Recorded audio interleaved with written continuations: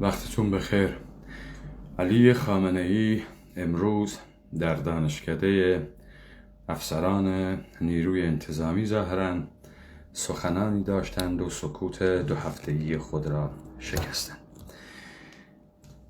تحلیل این سخنان وضوح اتفاقات رقم خورده رو بیشتر میکنه و به همچنین پاسخی که از طرف کردان به علی خامنه‌ای، دولت آنوسی یهود برساخته ایرانی نیز داده خواهد شد، تا علی خامنه‌ای همانطور که می‌داند اطرافیانش نیز بدانند که تنها ترس بزرگ این حاکمیت متعین بودگی کردان است در آخذ کردان و ما شما را نابود خواهیم کرد. البته سخنان علی خامنه‌ای را تمام کلونی‌های دولت ایرانی به صورت دیگری اگر بخواهند تعبیر و تفسیر می‌کنند و خیلی ها هم با نگاه غیظ‌آلود شارلاتانانه انسان‌ها رو از فضای سخنان ایشان به دور می‌کنند. خب من سخنان ایشون رو پخش می‌کنم و آنچه که گذشت در این سخنرانی رو مورد بررسی قرار میدیم و اون وقت پاسخ به علی خامنه‌ای از طرف کردان. بسیار خرسندم و خدا رو شاکرم که بعد از یک تعطیلی نسبتاً طولانی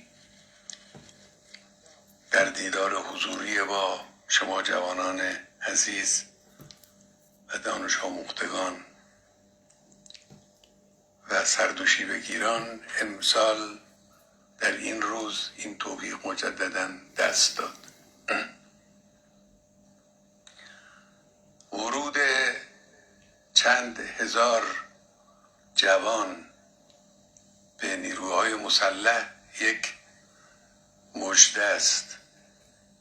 خب در همین تلیعه سخنانش و در جایگاهی که حضور پیدا کرده، اون جایی که من گفتم علی خامنه‌ای اگر همچین بازی رو شروع کرده، بازی بسیار ریسک بالایی و قمار بزرگه و هر حاکمیتی میکوشد که مؤسسات خود را زنده نگه بدارد و این باری که این مردم در خیابان از نیروی انتظامی عبور کرده و از شعار نیروی انتظامی حمایت با روبرویی با مأمورین انتظامی پرداخته و ماشین‌هاشون رو آتیش میزنند، این برای حاکمیت دولت ایرانی سمه و علی خامنه‌ای ریسک بزرگی کرده و به احتمال زیاد این دعوای طرف مقابل است.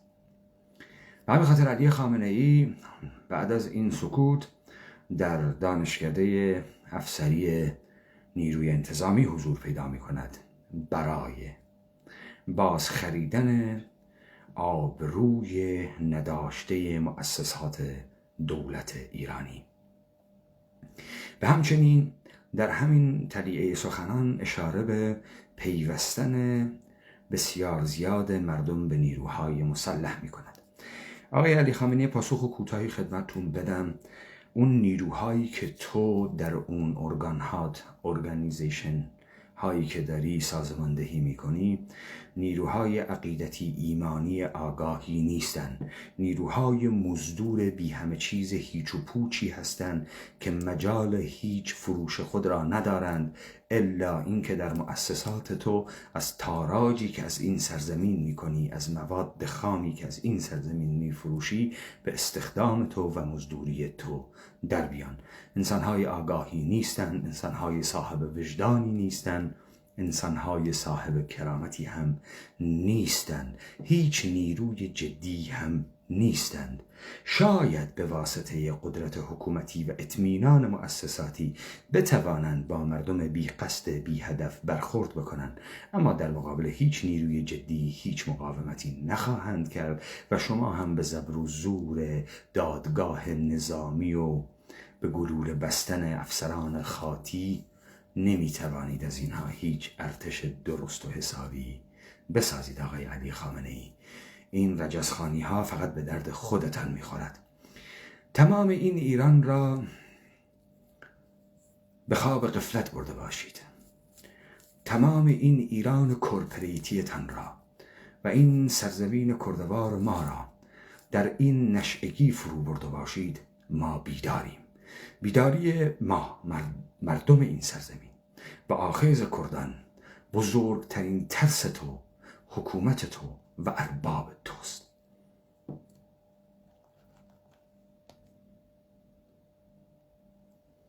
یک بشارت هست، هر سال تکرار می شود.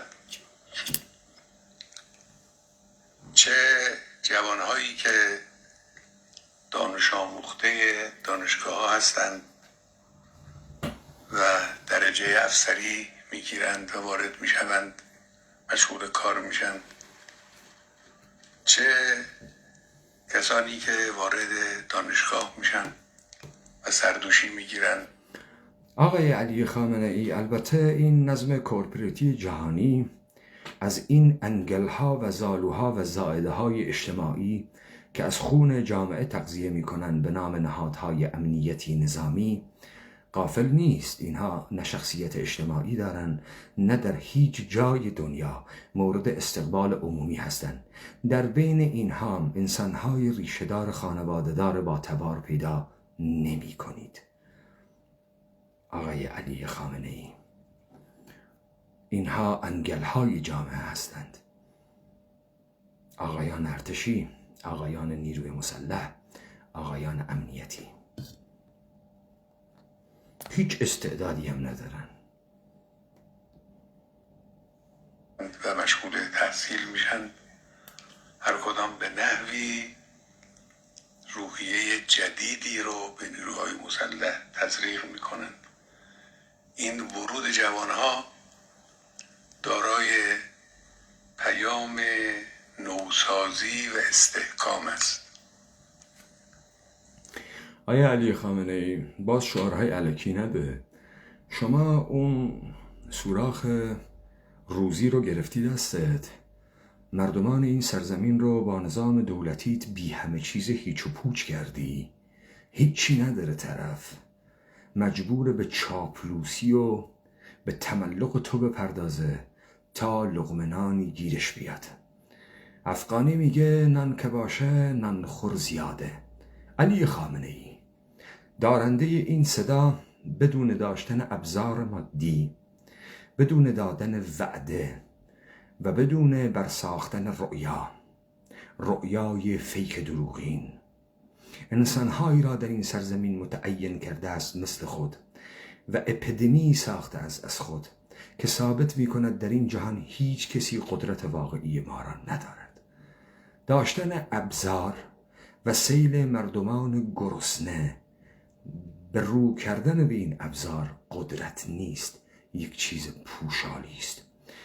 ببینید، یک شعار هست میگه که باطل در مقابل حق دوام نمی آورد، به شرط اینکه مجال این رو بایستی اینگونه تصحیح کرد که مجال این تضاد و برخورد و جنگ به وجود بیاد. کار شما اباطیل اینه که از روبرویی با حق میترسید و اجازه نمیدید این حق با شما روبرو بشه تا قیاس درست بشه. به همین خاطر شما فضای جامعه رو قرق کردید، فضای عمومی رو قرق کردید، فضای میدیایی را قرق کردید. شما یک مشتی برساخته فاسد را تحت نام سایبری هاتون، از اون خانم های مکش مرگمای خارج نشین مینو ژوپی تا مجری های BBC و دویچه ورله گرفته، برساختید تا این فضا را در قرق داشته باشید. اما به محض روبرویی با یک انسان حقیقی، میزان دروغ بودگی، نمایشی بودگی، تهی بودگی، سطحی بودگی، بی سوادی، بی کرامتی تک تک شماها رو خواهد شد. در این سرزمین کردوار، شماهایی که متعین شدید در هیکل دولت و رندخاران و نخبگان، مشتی بی تبار، بی سلیقه، بی سواد، هیچ و پوچ از لحاظ شخصیتی هستید. به همین خاطر از روبرویی با یک انسان جدی میترسید. این شخص خودت رو سگ‌های حارت رو، خوک‌های پاچه خارت رو، از اساتید دانشگاهت تا نخبهات رو به مناظره علنی در هر میدانی دعوت میکنه. تریبون شبکه یک سیمای جمهوری اسلامیت که باز رفته بودی اون فیلم جعلی برساخته کات شده رو پخش کرده بودی و از تصویر من استفاده کرده بودید آقای علی خامنه ای. پس این طرز که شما دارید بسیار واقعیه و این شکست رو به شما تحمیل خواهد کرد. این رجزخانی ها به درد اون لشکر مسخ شده شما میخوره، به درد انسان های واقعی نمیخوره. این چنگ و دندان ها مردمان متزلزل بی ایده از موقعیت در رفته نامردم نامتعین رو میترسونه، ما رو نمیترسونه. های علی خامنه ای، نه اون تریاکی های سپاهیت، نه این پخمگان نیروهای مسلحت، نه اون بیشرف های ارتشی انگلت.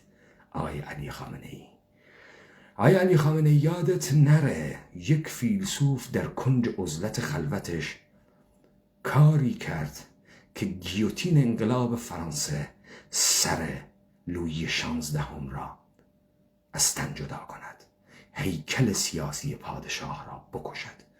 دولت ایرانی تو به دست گیوتین ما نابود شده است. فراموش نکن تو که بازی رو خوب بلدی. جیغای خیابان و ولش کن. میدونی من دارم چی بهت میگم. جوانها هر جا که وارد میشوند در هر مجموعه‌ای. من توضیح بدم. آقای علی خامنه ای ادبیاتی که در این سخنرانی استفاده میکنه سوای تمامه سخنانی است که قبلا داشته. اولا از یک زبان سلیس کوچه خیابانی استفاده میکنه، بسیار روان و قابل فهم. از یک ریتوریک قانونی حقوقی اوتوریتئی استفاده میکنه و از ریتوریک انقلابی اسلامی شیعیگری دست برداشته در اینجا. اینه که این سخنرانی رو نوع پاسخگویی من در سطح کلامی است که ایشان جاری کردند در این سخنرانی. در هر سازمانی که وارد بشن در واقع پیام استحکام اون مرکز و نوسازی اون مرکز رو با خود همراه دارند. در همه زمینه‌ها حضور جوانان ایرانی امید آفرین است. علی خامنه ای، اون مرکز، اون سازمان، بذار من یه نکته رو بهت بگم. ببینید در مورد انقلاب فرانسه خیلی کتاب نوشتن، ولی من در مورد انقلاب فرانسه همیشه یک جمله رو تکرار میکنم. اصلا هم به حواشی نمیپردازم. مونتسکیو، روبسپیر و روز اول و ژاکوبن بونها و ورود گیوتین و انقلاب فرزندان خود را میخورد، از این لاطائلاتی که همه میگن. چرا؟ چون من به دنبال بازگرداندن قدرت خود هستم و به دنبال ستاندن قدرت به یغما رفته سیاسی در دست شما اقلیت نامتعلق بیگانه به این سرزمین هستم.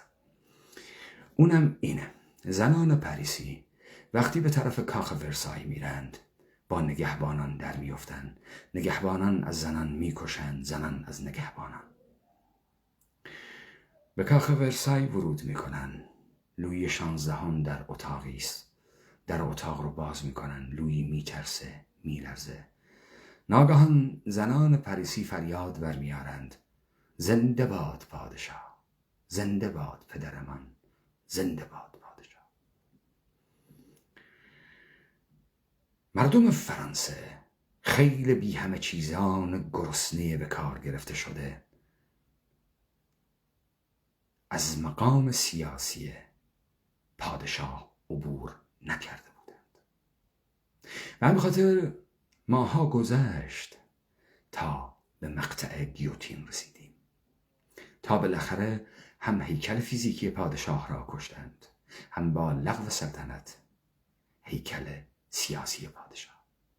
علی خامنه ای مردمان مسخ شده ناآگاه از موقعیت درآمده در پوزیشن قرار گرفته نامردمی که شما با دستگاه‌های مختلفت به این روز کشندی، تحت بمباردمان‌های مختلفت، فردا از این مؤسسات تو عبور داده خواهند شد.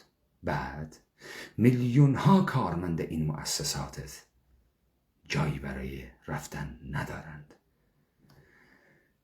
در همین بحبوحه‌ای که شماها داشتید نمایش انقلاب و اعتراض میدادید، من بازی رو از دست شما در آوردم و شما فوراً خودتون رو جمع کردید. با 2 حرکت درست ارتش کردان نامیدن اشنویه و نهادسازی در مقابل نهاد حاکمیت، من فوراً سنگ‌های تو خیابانی را که شما آورده بودید که نقد بکنید، روز دوم از دست شما در آوردم و شما مجبور شدید به اباطیل خود به صورت دیگری بپردازید. من مردم نامتعین که میخواهد در خیابان به ظهور برسد را میخواستم و میخواهم سازماندهی بکنم تا درست با تو برخورد کنم. تو میخوای مردم رو در سطح سنگ پراکنی، ماشین سوزاندن بذاری، ولی من اونها رو به طرف نهادسازی، به طرف دولت موازی دولت تو، دولت یغماگر دروغین تو سازماندهی میکنم و انقلاب واقعی اونجاست. و به صورت علنی و آشکارم بهت گفتم. به همین خاطر شما ماسا رو کیسه کردید، دور بازی رو عوض کردید. حالا به روند بازی که کردید میپردازیم. کی باعث شد شماها مسیر رو عوض کنید؟ کی باعث شده ادبیات ریز و درشت شما عوض شده؟ جواد طباطبایی، خودت، الا آخیز کردن. حالا میپردازیم. چون تنها طرف واقعی شما ماییم، اینو تو میدونی، منم میدونم. ما بقیه اجیران تو و یه مشت مردم غافل از داستانه. به همین خاطر فقط من میتونم تو رو تحلیل کنم. یعنی در بخش‌های گوناگون علمی، اقتصادی، سیاسی، تشکیلاتی، نظامی و غیره، هر جا جوان‌ها وارد میشوند با خودشون مژده امید و نوسازی و نوآوری رو همراه میارند. امروز یک جریان تبلیغاتی گمراه کننده‌ای وجود دارد که میخواهد عکس این رو تبلیغ بکنه.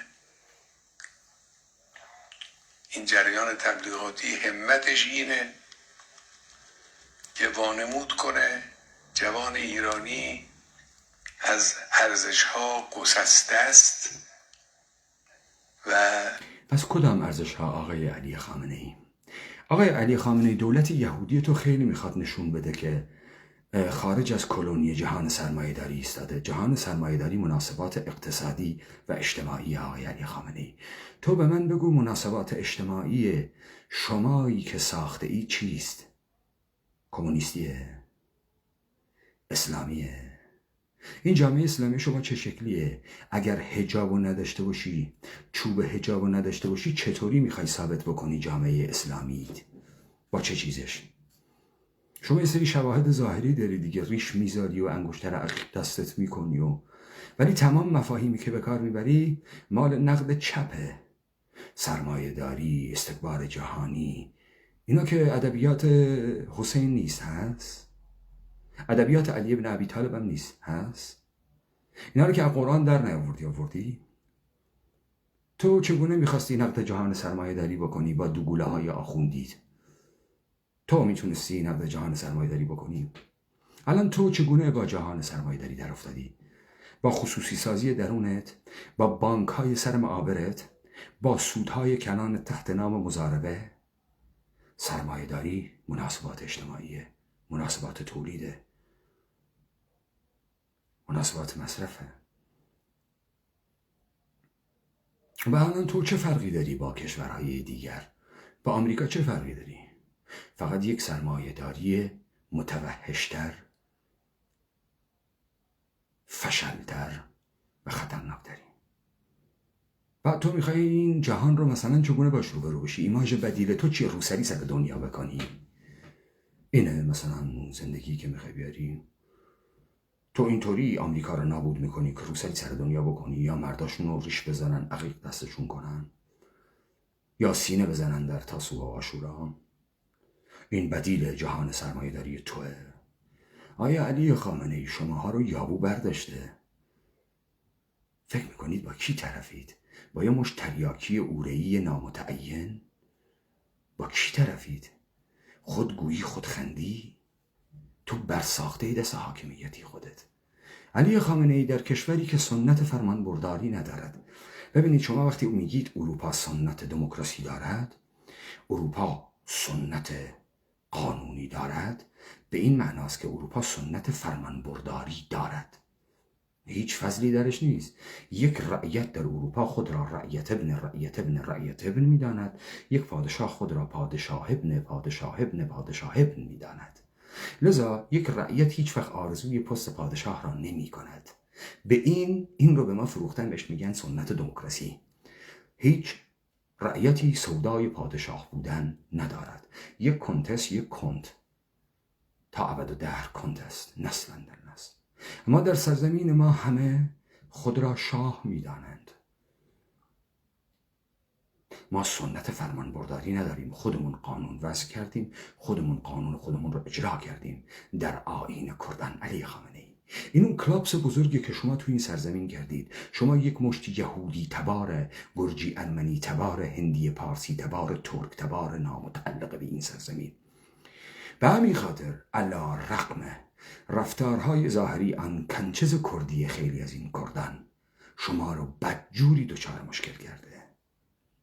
آقای علی خامنه ای، تو با چه چیز این جهان غرب در افتادی؟ تو دولتت مدرنه، همان سیاست کنترلی انضباطی، همان انحصار مطلق خشونت، همان انحصار و مونوپولی پول رو در دست داری عین تمام کورپوریشن های دیگه این نظم. تو چه تفاوتی با این جهان میکنی؟ فکر میکنی با ظواهری که به مردم عامه میفروشی جهان رو تکان دادی؟ تو روسری سرت میکنی، اونا نمیکنن. تو میخوای قوانین شریعتی را در فضای عمومی برقرار بکنی، این گونه به جنگ غرب رفته ای.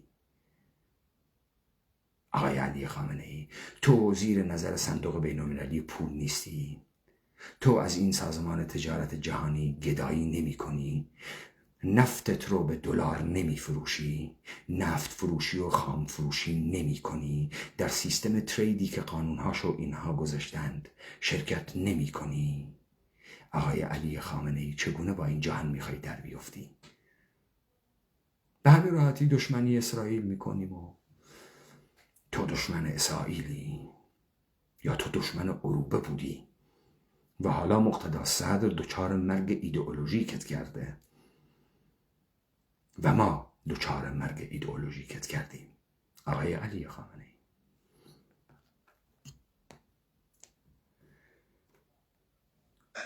به آینده ناامید است و احساس مسئولیت نمیکنه. این رو به شدت یک جریان تبلیغاتی دارن دنبال میکنند. این عکس واقعیت است، درست نقطه مقابل واقعیت موجود در کشور ماست. نسل جوان ما در همه عرصه‌ها و میدانها دارای حرکت درخشنده. آقای علی خامنه ای، شما داری مهمل میگی، هندونم زیر بغل این مردم میذاری، با واقعیات عینی و مادی جامعه در تضاد از پوپولیسم استفاده میکنی و میخواهی در استبداد بلاحت توده ما رو محاصره بکنی که ما پاسخ واقعی رو ندیم. ما صفشکنان این استبداد بلاحت توده‌ای هستیم. جوانان این مملکت رو شما نابود کردی، متوهم کردی، بی همه چیز کردی، هیچ و پوچ کردی، هیچ درخشندگی ندارن.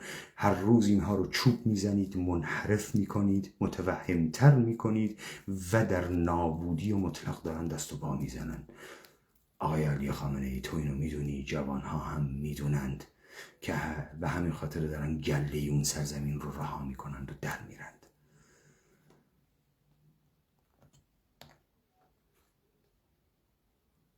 بوده است تا امروز، در آینده هم انشاءالله همینجور خواهد بود.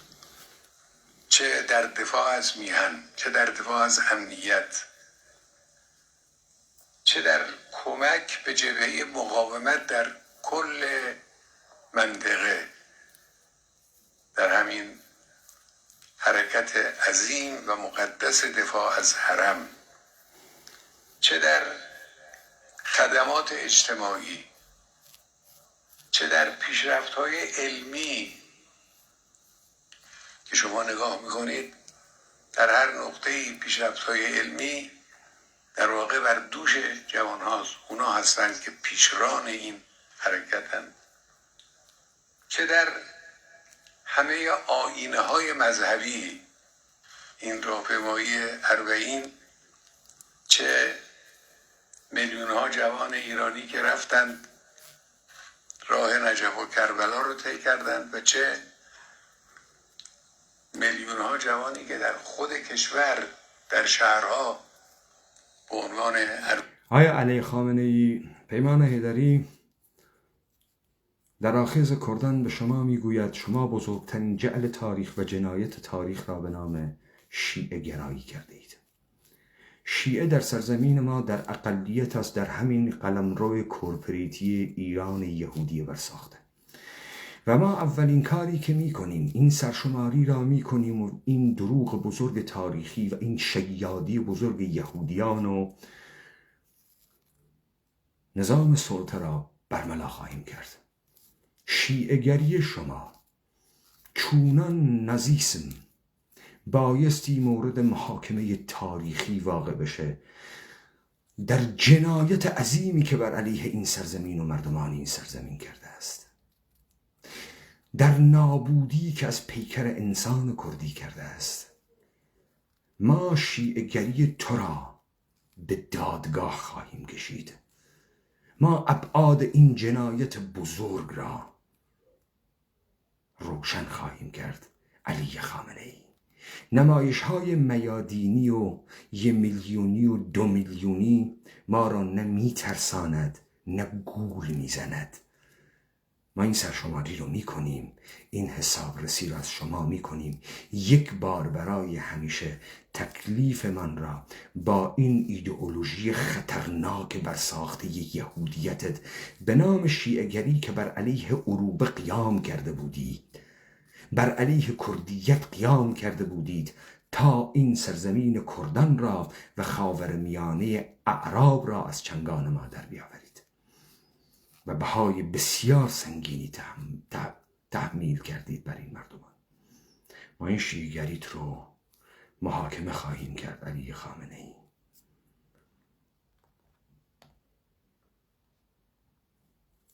اربعین به عنوان دورافتادگان از اون سرمنزل بشارت و معنویت را پیمایی کردند.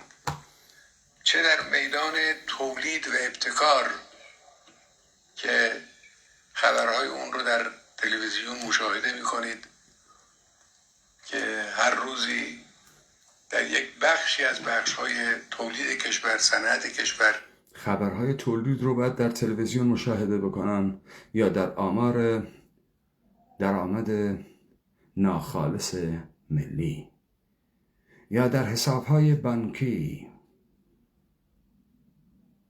یا در سطح رفاه اجتماعی یا در حداقل دستمزد علی خامنه ای، در آمار بیکاری و همین نظم سرمایه داری. آمار تولیدات رو باید از تلویزیون خبرش رو شنید. این میزان بلاحت شما رو نشون میده، سفاحتتون رو نشون میده، یا میزان کوتولگیتون رو.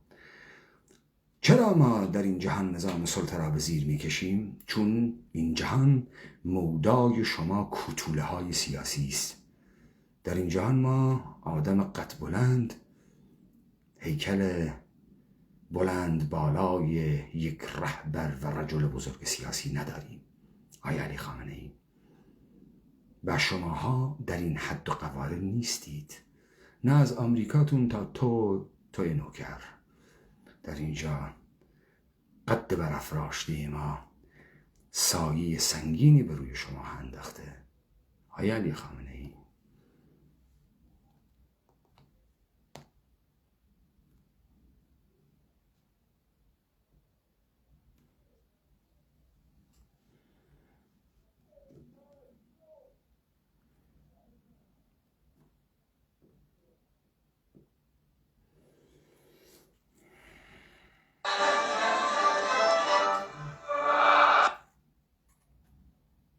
الصلاة والسلام على سیدنا ابوالقاسم پیشرفت‌های علمی که شما نگاه میکنید در هر نقطه‌ای، پیشرفت‌های علمی در واقع بر دوش جوان هاست. اونا هستند که پیشران این حرکتند. چه در یکی از ستونهای محکم در تقویت کشور نیروهای مسلح هستند. البته فقط تقویت کشور به نیروی مسلح وابسته نیست، ستونهای محکم دیگه. ببین علی خامنه‌ای، به زبان عوام فهم، بدون که وارد هیچ زبان متدیکی بشیم و وارد بحث‌های پیچیده و آرگومنت‌های پیچیده بشیم، وجود یک دولت بایستی اینگونه تعبیر بشود که این دولت یک قدرت جمعی می‌سازد، یک توان بسیج مردمی می‌یابد تا یک سرزمینی را آباد بکند، تا به یمن مالیاتی که می‌گیرد و انضباطی که برقرار می‌کند زندگی مرفهی برای مردمان فراهم بکند، تا اینها بتوانند تقلیب آرزوها و خواسته‌های خود بکنند. این یک صورت ایدئاله که در هیچ جای دنیا محقق نشده. اما در سرزمین ما حضور شما باعث شد مردم ما از مالکیت بیفته، از ابزار معیشت زندگی بیفته، در شهرهایی قرار بگیره که شهر نیستند و اساس این شهرها بر کوچاندن استوار شد و اساس ابتداییش با مردمان نامتعلق مثل یهودیان و گرجی‌ها و ارامنه و ترک‌ها و پارسیان هندی بنا نهاده شد که مرکزهای اینترتینمنتی فاحشه‌خانه، شیرکشخانه، امرتخانه، قهوه‌خانه و قهوه‌خانه بودند. یعنی اون ساکنانی که شما دارید میگید. بعد طی سیاست‌های مختلف در انقلابات انباشت بدویتان این مردمان را بی همه چیز کردید و به حواشی این شهرها فرستادید. از جورابادها و زورابادها و نازیابادها و خاکسفیدها و این حلبیابادهایی که ساختید و بعد در طی مراحل مختلفی به حوزه شهری و خدمات شهری اضافه کردید و بیشتر در زمان 56 و 57 مردمانی که از اینجا ساختید یه مشت بی همه چیز هیچ و پوچ شده وارد زندگی عملگی و دلالی شدن یا به کارمند سیستم تبدیل شدن. لذا خواستگاه این ایرانیت شما که از غرب آمده بود بعد نمود پیدا کرد در کارمندان دولتی، بخصوص ارتش شاهنشاهی که شاه میخواست به تقلید از دستگاه‌های سلطنتی ارتش را تبدیل بکند به جایگاه اشراف و بزرگان.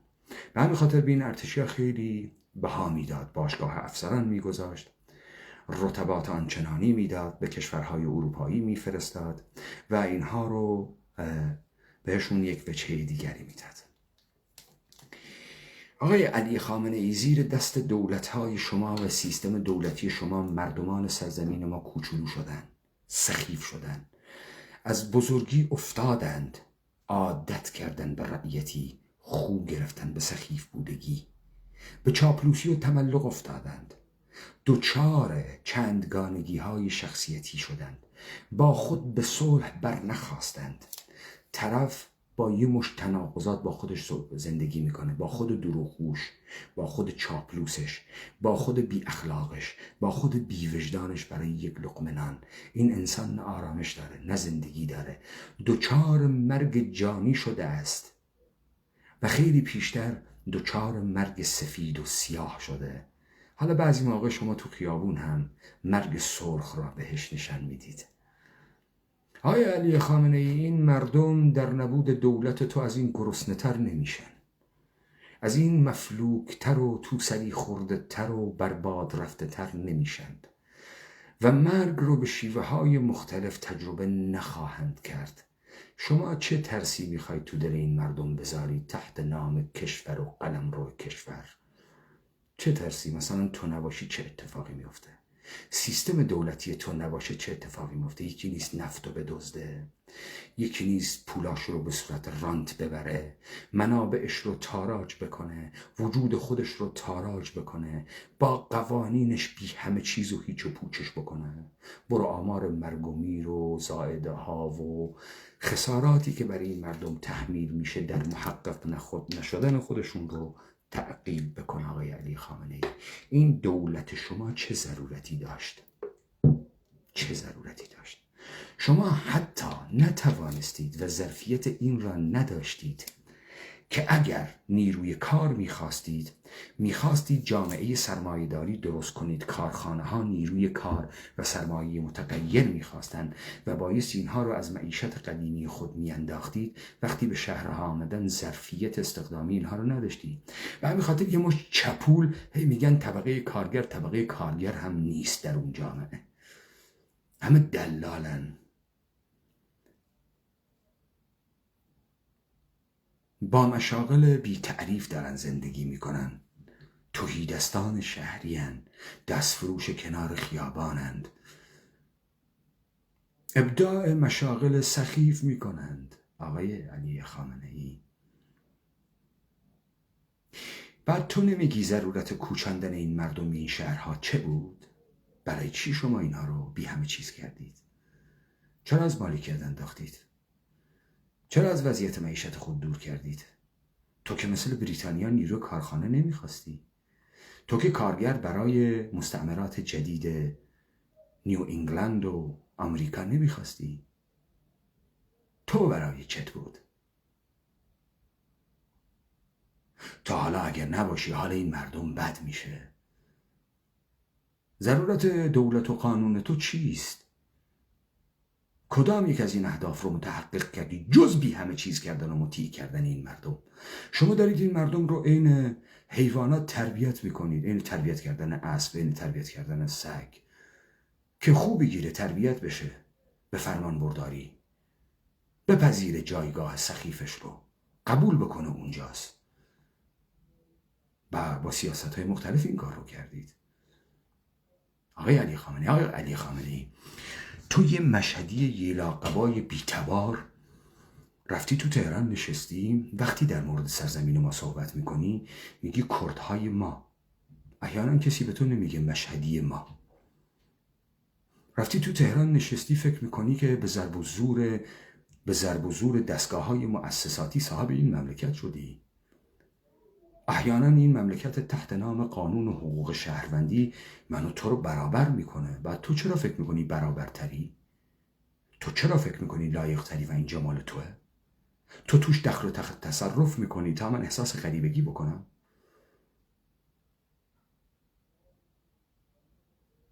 تو فوراً من رو تبدیل به ابژه میکنی تا خودت سوژه باشی؟ کردی؟ آره کردم آقای علی خامنه‌ای. میگه 2 یهودی سر ملک و مال مسلمان داشتن هم دعوا میکردن. شما نامتعلقان از کجا آمدی فکر میکنی تهران مال توه؟ فکر میکنی اریکه قدرت دستت اونجا هر کاری بکنی کردی؟ من این تهران از زیر پات میکشم و آزاد میکنم، نه از زیر پای تو، از زیر پای دولت ایرانید. متوجه شدی آقای علی خامنه‌ای؟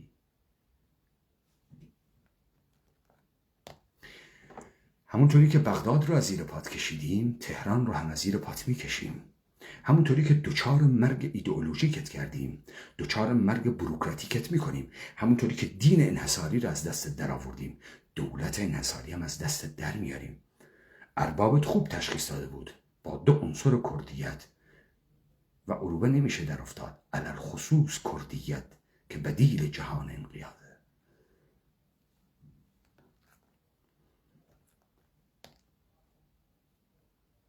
دیگری هم هستن پیشرفت علمی مایه پیشرفت کشور، ایمان عمومی مردم، رسوخ ایمان در دلها، مایه استحکام ملی است. حکومت برخواسته از مردم و متکی مردم به مردم، مایه سربلندی یک کشور. اینا همش هست. لکن نیروهای مسلح هم، حضور نیروهای مسلح هم، قدرت نظامی هم یک وسیله مهمی برای تقویت بنیه کشور. اینا میتوانند، این عوامل گوناگون میتوانند کشور را از آسیب‌ها و دشمنی‌ها حفظ کنند و حراست کنند. این مال همه کشورهاست، البته مخصوص کشور ما نیست.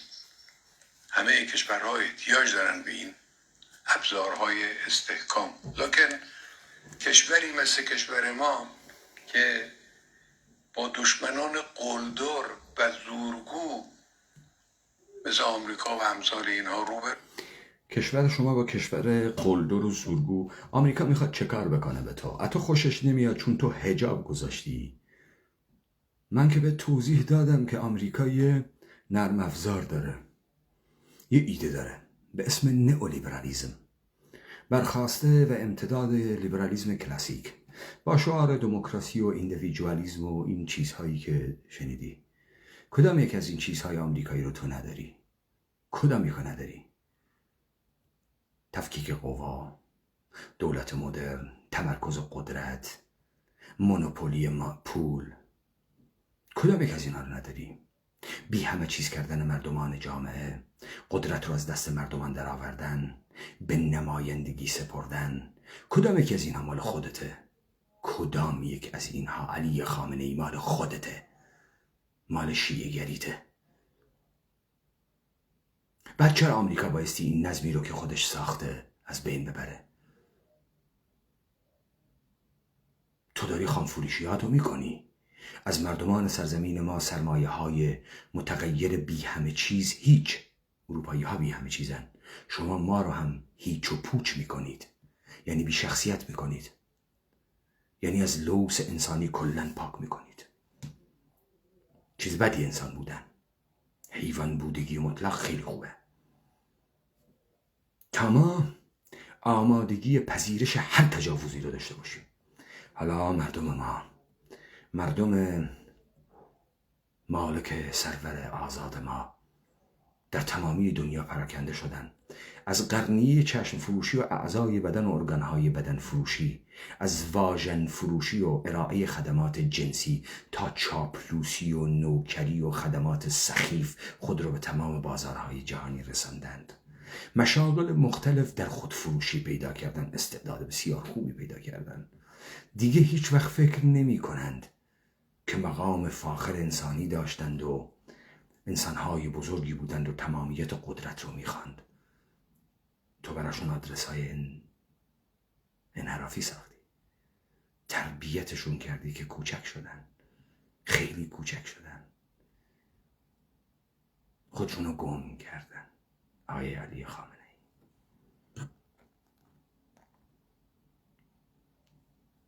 به روز این اهمیت بیشتری دارد. قدرت دفاعی لذا باید تقویت بشه. این من همیشه گفتم، بازم تکرار میکنم، قدرت دفاعی باید علی خامنه‌ای، تو با هیچ نیروی جدی در نیفتادی. با هر نیروی جدی که در افتادی در اوج قدرت شکست خوردی. چون پوشالی بودی، چون دروغین بودی، چون هیچی نبودی.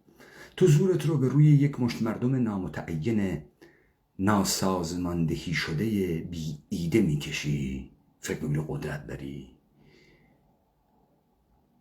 تو همون صورت ارباب روسی تو آمریکایی به کمکت نیومده بودن، همون یه مشت جوان سوری آبکشت کرده بودن.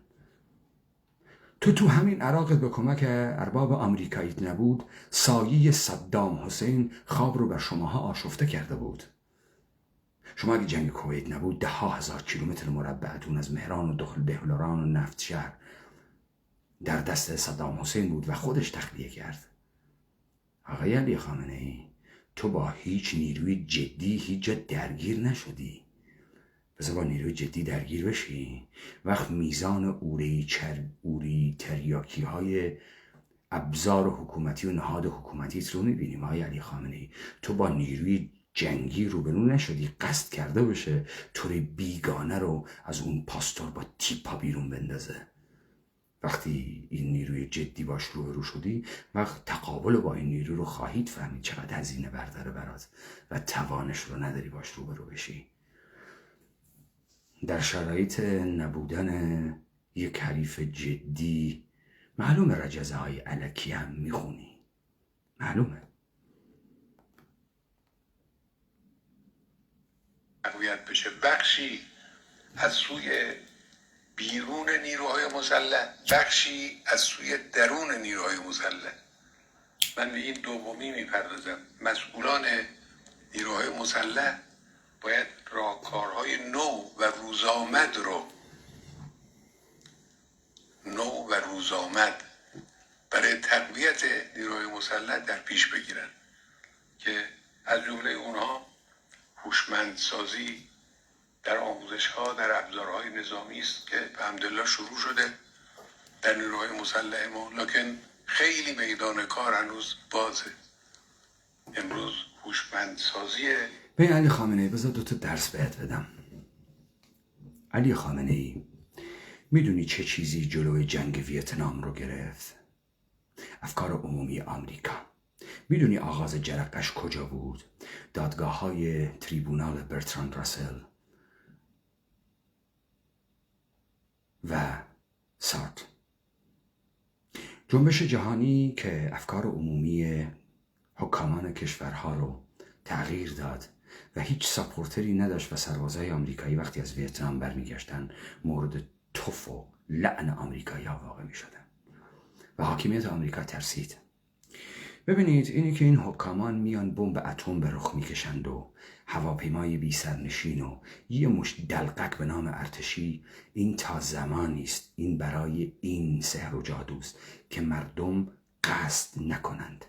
قصد چه چیز نکنند؟ قصد بازپسگیری تمامیت قدرت خود را نکنند. یادت اون اولین بار که داشتم اون ابتدای صحبتام که داشتم صحبت میکردم، گفتم سنت دموکراسی در اروپا، سنت قانون در اروپا، تعریفش به زبان ساده و صحیح اینه که اینها سنت فرمانبرداری دارن، یعنی بردگی تاریخی دارن. ما بردگی تاریخی نداریم علی خامنه‌ای. ما بدیل جهان انقیادیم. احتیاج نداریم بمب اتم بسازیم، رقابت بمب اتمی با آمریکا بکنیم. تصویر انسان آزاد قصدمند رو ارائه بدی، عین اون کاری که تو جنگ ویتنام شد. هیچ حاکمی در کاخ سفید خودش رو نمیتونه نگه داره علی خامنه‌ای، نه در پکن، نه در مسکو، نه در لندن، نه در واشنگتن. احتیاج به این زاغارت بازی ها و هواپیما و بمب نداره. در افتادن با آمریکا، قصد در مردم آمریکا ایجاد کن. مارکس تا یه جاهای رفت، اشتباه رفت، الگوهاش غلط بود. به همین خاطر هیچ وقت پرولتاریا متعین نشد، مردم نشد. هیچ انقلابی هم از کارخانه در نیامد. لطایف الحیل نظام سلطه بی قصد کردن مردمه. بمب اتم و نمایش ها و بحران اقتصادی و جنبش های مزخرف و پست مدرنیزم و تمام این حرفا فقط برای غافل شدن از موقعیت خیشه. برو خط اول آخذنامه را بخوان، حتما آدمی با درک واقعیت موقعیت خیش طغیان خواهد کرد. این بمب اتم ماست، انسان متعین آزاد کردی که قصد قدرت دارد. این میشه اپیدمی. این اپیدمی شد، توان نظامی نمیخواد. ول کن، انسان ها خودشون حساب طرف رو میرسن. پس تمام این چنگ و دندانی که نشان میدید و اینترتینمنت و تلویزیون و بمباردمانت و انحرافاتی که درست میکنید برای چیه؟ برای زدودن قصد در انسانه، برای اوبیدینس، فرمان برداری. ببینید آقای علی خامنه‌ای، تمام جنایت های تاریخ از فرمان برداری در آمده، نه از فرمان نابرداری. همین تاریخ جهل، سربازها از چنگیز فرمان بردند که جنایت کردند. از هیتلر فرمان بردند که جنایت کردند. از تو فرمان میبرند که جنایت میکنند. در هیچ جای تاریخ هیچ جنایتی به پای فرمان نابرداری نوشته نشده. مضمون دادگاه آیشمن در اورشلیم این بود که مردم آلمان نبایستی از دستگاه بوروکراتیک آلمان فرمان میبردن تا جنایت عادی و قانونی بشه. در دادگاه آیشمن نظام دولتی بوروکراتیک قانونی بزرگترین جنایتکار بود، آقای علی خامنه‌ای. پس پاشنه آشیل نظام سلطه کجاست علی خامنه‌ای؟ برو به اربابت بگو نبود قصد در مردم. کی نابود میشید F-35تون کار نمیکنه؟ اون موقعی که قصد ایجاد میشه، اون موقعی که آدمی میخواهد از وضعیت در بیاد و بره در موقعیت انقیاد بشینه تا انقیاد رو پاره بکنه که تجربه آزادی بکنه. آقای علی خامنه‌ای، این چیزا رو من میدونم تو نمیدونی. یه ملای یهود تباری، یه لاقبای بی تباری نمیفهمی اینا رو. بده اون تریاکی های دور و برت برات ترجمه کنن میفهمی.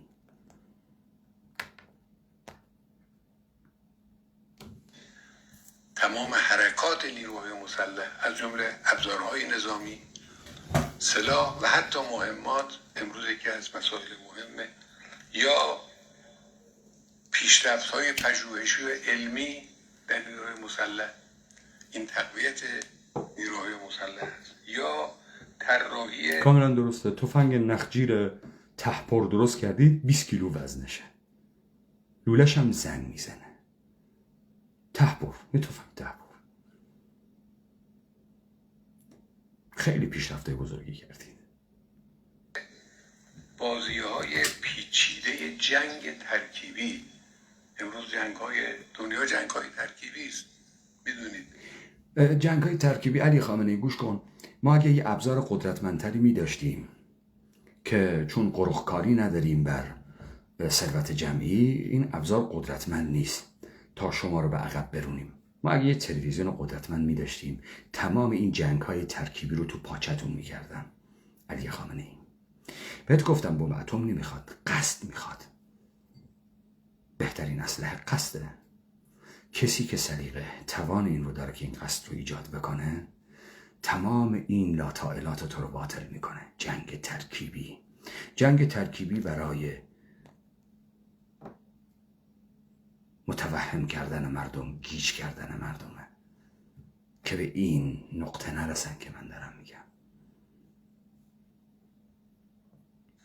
جنگ سخت و جنگ نرم و جنگ فکری و جنگ فرهنگی و جنگ با سلاح‌های گوناگون و جنگ شناختی و امثال اینا با هم دیگه مایه تهاجم به یک ملت یا یک کشور هست. بازی‌های جنگ بایستی بتوانه همه این لایه‌ها رو با شیوه‌های نو، با شیوه‌های روزآمد انشالله تأمین کنه. خب مسئولیت اصلی نیروهای مسلح چیست؟ حراست از امنیت ملی. این اون چیزیست که شما باید به اون ببالید، باید افتخار کنید، سربلند باشید شما جوانها. حراست از امنیت ملی رو بذارید من تعریف بکنم. یعنی منکوب کردن، سرکوب کردن مردمان یک مملکت که خوب بگیرن به بی همه چیزی و عادت بکنن به وضعیت سخافت حیوانی خود. این یعنی امنیت ملی. جهان در آرامش است، همه فرمان بردارند، همه واقعیت سخیف بودگی خود را قبول کردند و دم نمیزنند.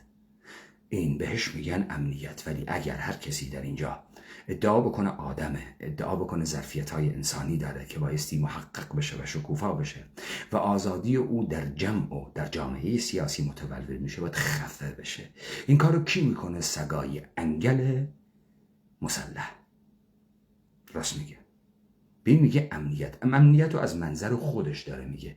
اون آرامشی که او رو علی خامنه ای کرده و اون چپاولی که مجموعه زیر دستش تحت نام دولت میکنند، این امنیت اونهاست، امنیت ما نیست. حالا میخواد امنیت خودشون رو به عنوان منافع ما بفروشه. ما و مردم هم بعضی موقع دچار این اشتباه میشیم. کشور ما، نفت ما، هیچیش مال ما نیست، همش مال ایناست و ما یک مشت غریبه بی همه چیز شده، هیچ و پوچ شده هستیم توسط اینها. اینا به این میگن امنیت. امنیت علی خامنه ای. علی خامنه ای، امنیت خودت رو بگو، امنیت ما رو نگو. ما امنیت نداریم، نه روحی، نه عاطفی، نه روانی، نه اجتماعی، نه اقتصادی. هیچ امنیتی نداریم، هیچ افقی نداریم، در عدم قطعیت کامل داریم به سر میبریم بدون هیچ تصویری از آینده.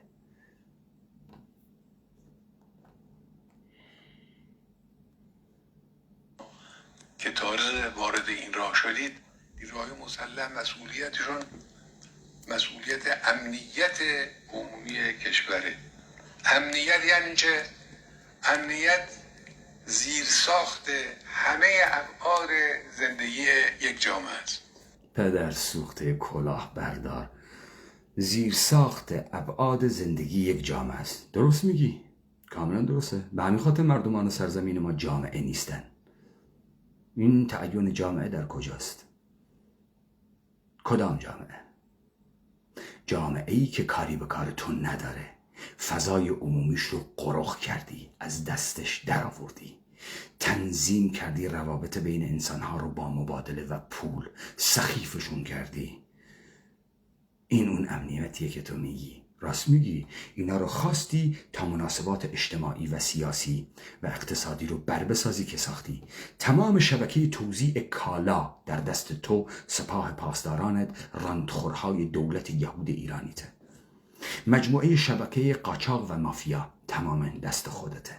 قرخکاری بازار دست خودته. یک بازار مصرفی درست کردی با مردمانی، نیروهای مولد بی همه چیز، خیل لشکران ذخیره هیچ و پوچ نظام بازاری، با به غارت بردن تمامی منابع طبیعی، نفت و گاز در این سرزمین و با زندگی خدماتی توزیعی مردمان این سرزمین رو مفلوک کردی و همه رو در دست خودت داری. این اون چیزی که تو بهش میگی جامعه. درسته؟ با نیروهای امنیتی این کار رو کردی. درسته؟ با این زالوهای مفتخور، با این بی همه چیزان بی استعداد بی شرف تحت نام نیروهای مسلحت. حالا این امنیتی بود که از منظر تو تعریف شد و هیچ نمودی تو زندگی مردم نداره. امن کرده جامعه رو کسی نیاد انگشت تو چشم تو بکنه، به تو بگه بی تباره، بی ریشه، نامتعلق، تو چطور بر اریکه قدرت این جامعه نشسته ای؟ کیان اینایی که دورو برت تو هن؟ شما از کجا آمدید؟ تبارتان به کجا برمیگردد؟ تبارتون رو رو کنید. مگه نمیگید شما نخبه اید و خواسید؟ به ما ثابت کنید سلطان ابن سلطان ابن سلطان ابن سلطان ابن بودید. رعیت ابن تجاوز شده توسط کمپانی هند شرقی نبودید. یه مشت بی همه چیز نامتعلق کولی آواره اینترتینمنتی نبودید. حالا ارباب بهتون شغل داده. خب معلومه شما نامتعلقید به این سرزمین در این تاراجی که می کنید، در این بیشرفی که می کنید.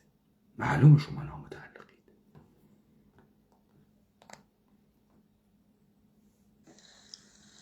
یک زیرساخت عمومی است. از مسائل شخصی بگیرید تا مسائل اجتماعی، تا مسائل عمومی، تا مسائل خارجی. امنیت زیرساخت همه ایناست. در مسائل شخصی معنای امنیت اینه که شما شب بتوانی با خیال راحت در خانه خودت بخوابی. ببین علی خامنه ای، بذار من این استدلالتو باطل بکنم. علی خامنه ای، بریم رو آرگومنتی که شما دولت ساختید. احیانا شما اینگونه آغاز میکنید که آغاز ورود شما به مدرنیته با انقلاب مشروطه بوده. در این انقلاب مشروطه هم یه مشت شپیشو به نام سلطنه و ملا و اینها به این فکر افتادند که بیایند و امر نوعی در بیاندازند و مردم را متعین بکنند در حکومت قانون. چرا؟ چون هرج و مرج است و چون زندگی نمیگذرد و چون خوب نیست و این استدلالات شما بود. درسته؟ علی خامنه ای، پس شما این طوری بایستی استدلال بکنی که یکی از الزامات انسان بودگی و زندگی کردن در مجموعه انسانی به عنوان انسان یک موجود سیاسی این است که قاعده بر صلح است نه جنگ. علی خامنه ای، در حیوانات هم قاعده بر صلح نه جنگ. وقتی یک نر قلم رو مشخص میکنه به این خاطره که نر آلفای دیگه که میاد بدون اینجا یه نر هست و درگیر نشه بره، وگرنه قلم رو مشخص نمیکرد، میذاش نر بیاد با هم دعوا کنن هم دیگه رو بدرن. اون که قلم رو مشخص میکنه یه سیگنال میده، میگه که وارد نشو، بذار جنگ نشه. یه روز هرج و مرج بشه، روز دوم مردم همه زندگی میخوان، آرامش میخوان، تعقیب آرزوها میخواند. هر کسی خیلی دم کلفتی بکنه مردم تربیتش میکنن. چگونه تو رو به مطلع دولت رساندن ادعا میکنی دولت مردمی هستی، دوباره همین نظم رو برقرار میکنن، چون این احساس در سرشت انسان هست. علی خامنه ای، برای خودت شغل تعریف نکن، نگو که این امنیت رو تو آوردی. این امنیت کورپریتی توست که مردم رو ناامن کردی، نابود کردی تا تو اربابت به امنیت برسید و به نیات کثیفتان کارگران دست هزارم نظام سلطه جودو کریستیانیتی. پس این یک لاطائلات بیش نیست، یک استدلال باطل، یک سفسطه، یک چیپ سخیف بیش نیست. شب راحت میخوابیم، هیچ کسی هم به ما تعرضی نمیکنه، چون در این جامعه همبستگی هست، روح همکاری هست. وقتی قدرتی را خود داشته باشیم، خود حفظ بکنیم، خود برپا بکنیم، هیچ تهدیدی سراغ ما نمیاد که احتیاج به نیروی بوگند پلیس تو داشته باشیم، اونم یه مشت نامتعلق بی همه چیز دهاتی بی استعداد عقده‌ای. فهمیدی آقای علی خامنه ای؟ یه نگاه به مأمورات بکن، این 2 آدم توی این مأمورات میبینی، خانواده دار باشن، اصل و نسب دار باشن. کسی که اصل و نسب دار باشه نوکر تو نمیشه، سگ پاچه گیر تو نمیشه، تبدیل نمیشه به بادیگارد تو. افت داره برای شخصیت فامیلیش افت داره. سگ تو نمیشه، لباس کثیف نیروهای کثیف تو تنش نمیکنه. آیا علی خامنه این واقعیت تو اینو میدونی؟ شما از بی‌تباران و بی پدر و مادرها نیرو میگیرید، نه از آدمای درست، از تخم رعیت ها و اینا. صبح بتوانی با خیال راحت فرزند تو به مدرسه بفرستی بدون دغدغه، بتوانی به محل کسب و کار بری، بتوانی همون کسب و کاری که تو با اون پول جعلیت سالی 2 بار جیب مردم رو میزنی، سرمایه هاشون رو میزنی، اون پولی رو که با خون دل جمع کرده بی ارزش میکنی، بعد نمیذاری این پول جعلت رو تبدیل به یک چیز ارزشمندتری به نام طلا یا ارز خارجی بکنن، وادارشون میکنی برن در مسکن به تراکم سازی و ساختمان سازی یک کار مزخرف بی بنیاد بکنی، جیبشون رو بزنی، این بهش میگن امنیت اقتصادی. صبح میره سر کار طرف، راست میگی، میفرستی تو مدرسه تا ازشون یه مشت انسان احمق با ایدئولوژی دولتی ملتی درست بکنن، قابل کنترل، متوهم، بی استعداد که درش عقل هیچ به وجود نمیاد، عقل نابود میشه و یه مشت انسان شرطی چوب خورده منحرف سخیف درست میکنی. درسته اینا خیلی خوبه، امنیت که همچین جامعه ای ساختید که تو الان راحت بر اون علیکه قدرت نشستی. به نماز جمعه بری بدون دغدغه. ببینید به اون کشورهایی نگاه کنید که این بی‌دغدغگی رو ندارن در هیچ کدام از این مراحل. نه شب با خیال راحت میتونن بخوابن، نه روز میتونن سر کار برن، نمیتونن به تماشای بازی‌های ورزشی با خیال راحت برن، نمیتونن به نماز جمعه برن، نمیتونن به مسافرت برن. مخصوص کشورهای کوچک هم نیست، کشورهای بزرگ از همه بدتر آمریکا. تو رستوران امنیت نیست، توی دانشگاه امنیت نیست، تو مدرسه کودکان امنیت نیست، تو فروشگاه امنیت نیست. امنیت در مسائل شخصی یعنی بتوانید شما با احساس امنیت زندگی کنید، خودتون، فرزندانتون، خانوادهتون، کارتون، کسبتون، مسافرتتون، تفریحتون همراه با امنیت. در مسائل عمومی تر بتوانید در دانشگاه یا حوزه علمیه یا پژوهشکده یا اندیشکده بتوانید بنشینید، فکر کنید، کار کنید، تحقیق کنید، مطالعه کنید. بدون امنیت نمیشه. امنیت اگر نبود این پیشرفت حاصل نمیشد. هر جایی که پیشرفتی حاصل شده است به برکت وجود امنیت بوده است. بدون امنیت کار دشوار میشه، سخت میشه. راست میگی، شما معجزه کردید. پیشرفت در بلاهت، پیشرفت در سخافت، پیشرفت در نامردم بودگی، پیشرفت در بیقصدی، پیشرفت در سخیف بودگی، در تقیه، در چاپلوسی، پیشرفت در تناقضات درونی.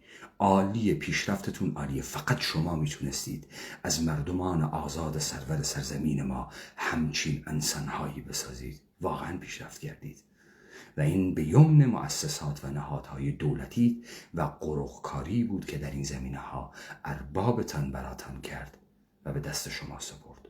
در این زمینه کارنامه درخشانی دارید و من به شما تبریک میگم. بسیار عالی عمل کردید.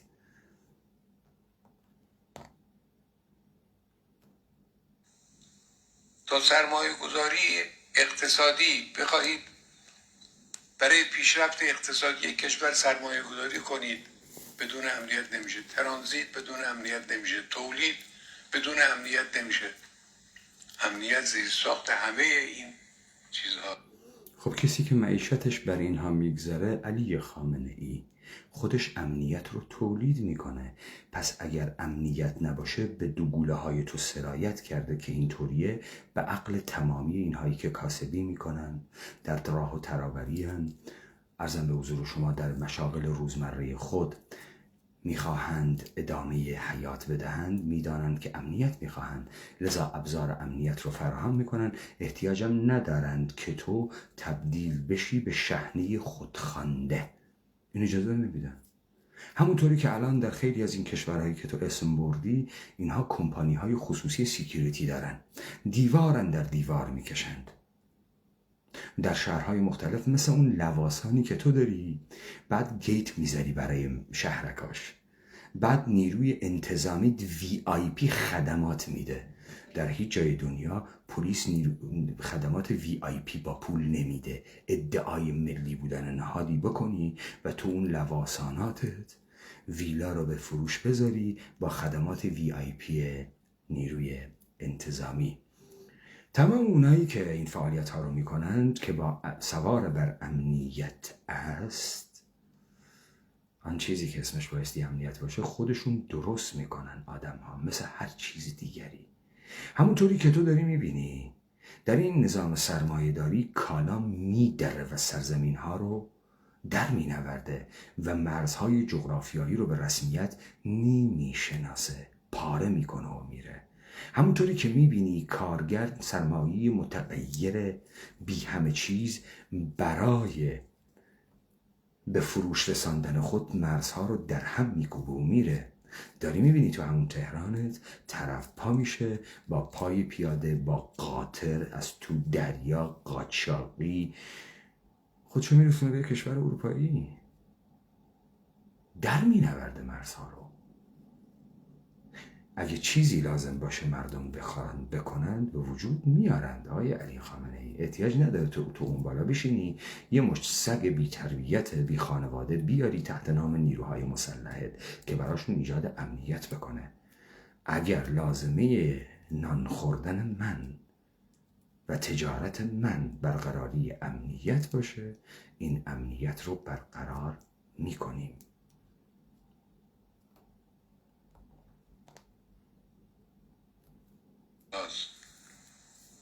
خب سازمان‌های مسلح تأمین کننده این نیاز همیشگی و همه جایی برای کشور و برای عموم مردم. سازمان‌های مسلح خیلی غلط کردن همچین کاری میکنند. هیچ کسی اینا رو مستخدم نکرده، هیچ ضرورتی هم نداره این انگلا در جامعه این کار رو بکنند. ما اگر بخوایم نیروی سکیوریتی خودمون بسازیم با استعدادترین، با هوشترین انسانها رو استخدام میکنیم، به جای اینکه خیلی بی همه چیز فاسد بسازیم، یک نیروی کارآمد برجسته رو استخدام میکنیم از بهترین استعدادها و بهترین حقوق بهشون پرداخت میکنیم که بهترین خدمات رو ارائه بدن. نه یه مشت اوره‌ای چربیدار دهاتی بچه رعیت بی خانواده بی شخصیت عقده‌ای رو تحت نام نیروهای مسلح و دفاع از مرزهای جغرافیایی کشور و بزرگان و روحی شهادت و نمیدونم یه مشت چاپلوس رو بیاریم که فقط کارشون این باشه این زالو ثروت‌های این جامعه رو ببلعند. یه مشت جنایتکار. آیا علی خامنه اینا رو که گفتم حداقل در اون بخش اقتصادیت برو بررسی کن ببین اینطوری به نفع‌تره، به سودتره برای ما یا نه به ضررتره. پس اینی که تو داری بهش میگی نیرو مسلح حافظ سیستم توه، سیستم چپاولگره بر ساخته بیگانه تو، حافظ امنیت ما نیست. آیا علی خامنه جامعه هستند. این کم افتخاری نیست.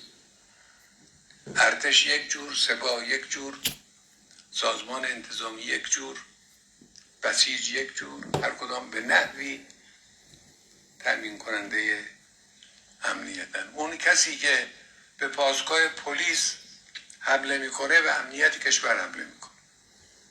اون کسی که به پاسگاه پلیس حمله میکنه به رگ حیاتی تو حمله میکنه. اون کسی که به پاسگاه پلیس حمله میکنه به بساط بیگانه خارجی متجاوز تو حمله میکنه. اون کسی که به پاسگاه پلیس حمله میکنه آزادی خود رو محقق میکنه و درش یواش یواش قصد قدرت ایجاد میشه. اون وقت تو و امثال تو بی تباران نامتعلق به این سرزمین، بی استعدادان پخمه در این سرزمین جایی ندارید. بسیار کار خوبی میکنه، بسیار کار خوبی میکنه تا به صورت اپیدمی در بیاد.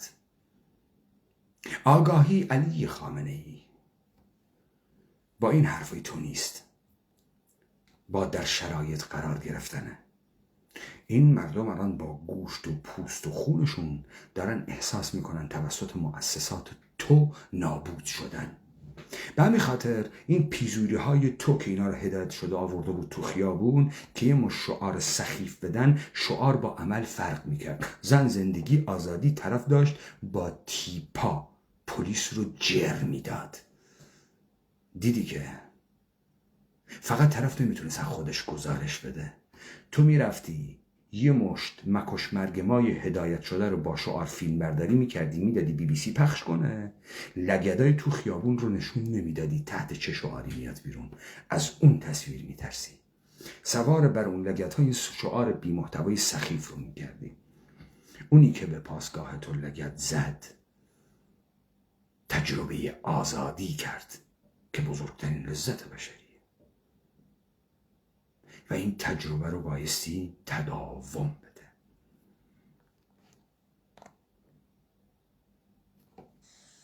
اونی که به پایگاه بسیج حمله میکنه داره به امنیت کشور حمله میکنه. اونی که به پایگاه بسیج حمله میکنه به پایگاه فاحش زادگان نامتعلق این سرزمین حمله میکنه، به آدمهای زالوی کثیف بی وجدان بی شخصیت حمله میکنه و بسیار کار خوبی میکنه. بسیار کار خوبی میکنه. به نامتعلقان در پوزیشن زالوگری حمله میکنه. بسیار کار خوبی میکنه.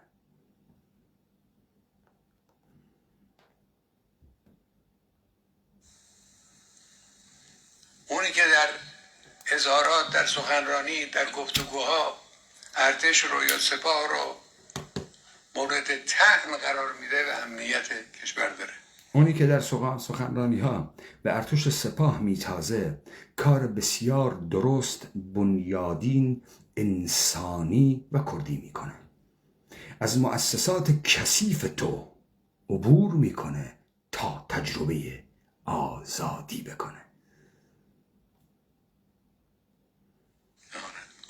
تضعیف سازمان‌های نیروهای مسلح تضعیف امنیت کشور است. تضعیف نهادهای دولتی تو تضمین خوشبختی، شکوفایی، ثروتمند شدن، رفاه و بازنمایی شدن در جهان است.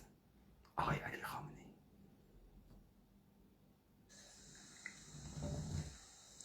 تضعیف پلیس به معنای تقویت مجرمین است.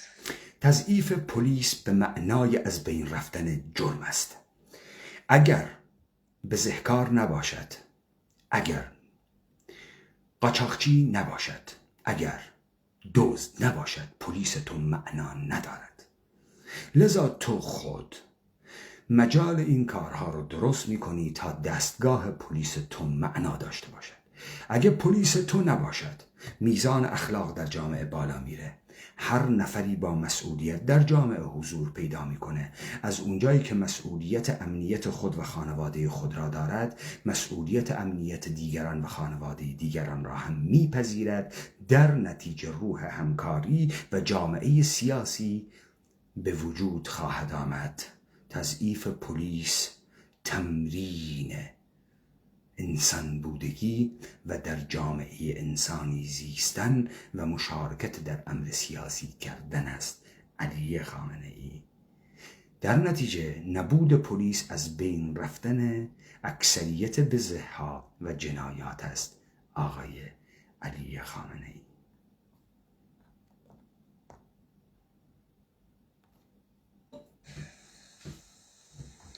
پلیس موظف است در مقابل مجرم بایسته. امنیت مجرمی که تو در قانون خودت مجرم تعریف کردی، نه مجرمی که از نظر مردم مجرم است.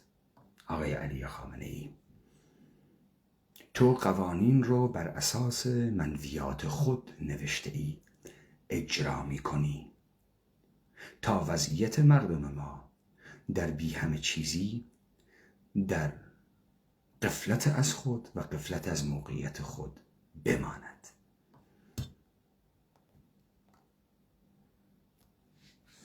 آحاد مردم رو تأمین کنه. اون کسی که به پلیس حمله میکنه در واقع مردم رو بی‌دفاع میگذاره. اون کسی که به پلیس تو حمله میکنه خودش از مردم دفاع میکنه. اون وجدان بیدار جامعه است. اون کسی که به پلیس تو حمله میکنه ابزار خشونت رو از دست تو در میاره و مهار بر تو میزنه که تو یابو برت نداره. اون کسی که چوبش رو سر توه بهت اجازه میده که تو از حدت خارج نشی، حد خودت رو بدونی. توی بی ریشه، بی تباره، نامتعلقه به این سرزمین برساخته دست بیگانه تاراجگر.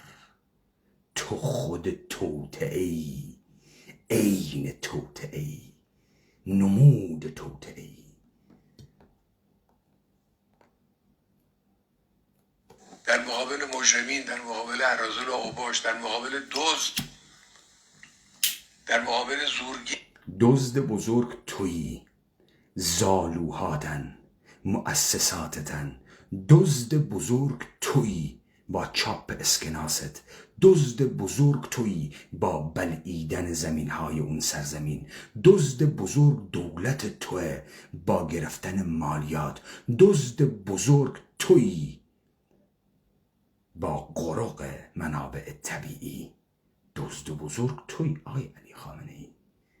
دولتته. دزد شغل شریف شماست.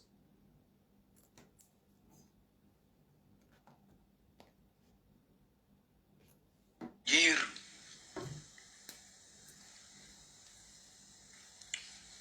ما امتیاز بزرگ کشور ما این است که امنیتی که داریم امنیت درونزاست.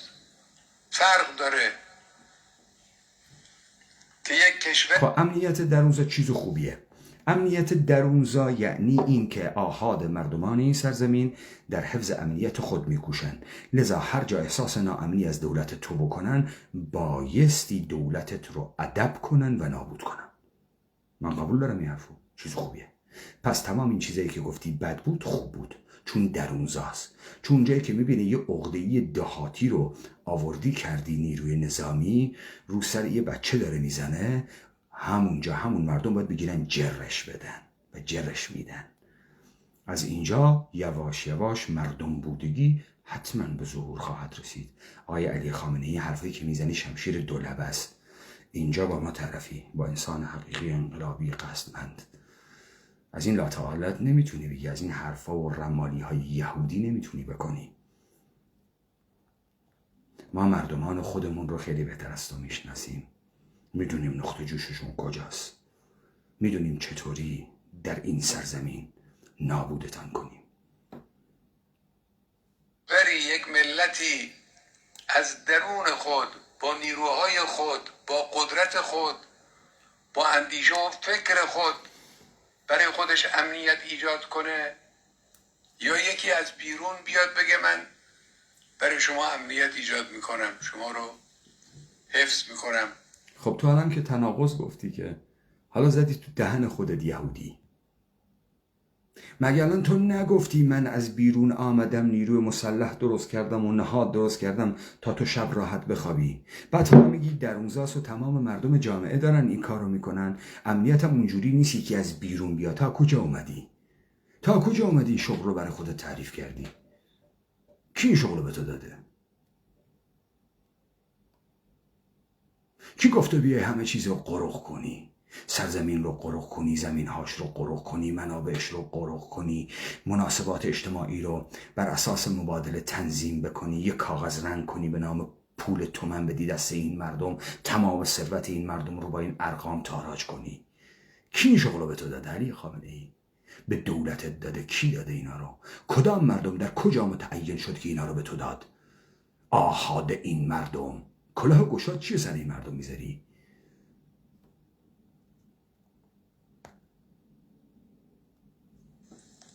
مثل کسی که از گاو شیرده خودش حراست میکنه. خیلی فرق داره با هم. مثل کسی که از گاو شیرده خودش حراست میکنه. علی خامنه‌ای داری اشتباه میکنی یا خیلی داری غلط حرف میزنی. الان درست داری میگی گاو شیردهت ملت، تو میخوای از این ملت شیردهت حمایت کنی. چه شیری این ملت به تو میده الا اینکه تو تمامیت مالکیت رو ازش گرفتی؟ چه شیری بهت میده؟ نفتش رو میفروشی، منابع خامش رو میفروشی، زمینش رو میفروشی، خاکش رو میفروشی، انسانهاش هم میفروشی. چطوری انسانهاش رو از معیشت دور کردی؟ هیچی ندارن به جز تن خودشون. بی مصرف کردی، بازارم ندارن این تن و توش بفروشن. قرنی هم دیگه کار نمیکنه، کلی هم دیگه کار نمیکنه، جیگرم دیگه کسی نمیخره. طرف میمونه واژنش و چه میدونم خدمات پستی که با عضلاتش میتونه بده. ای علی خامنه‌ای،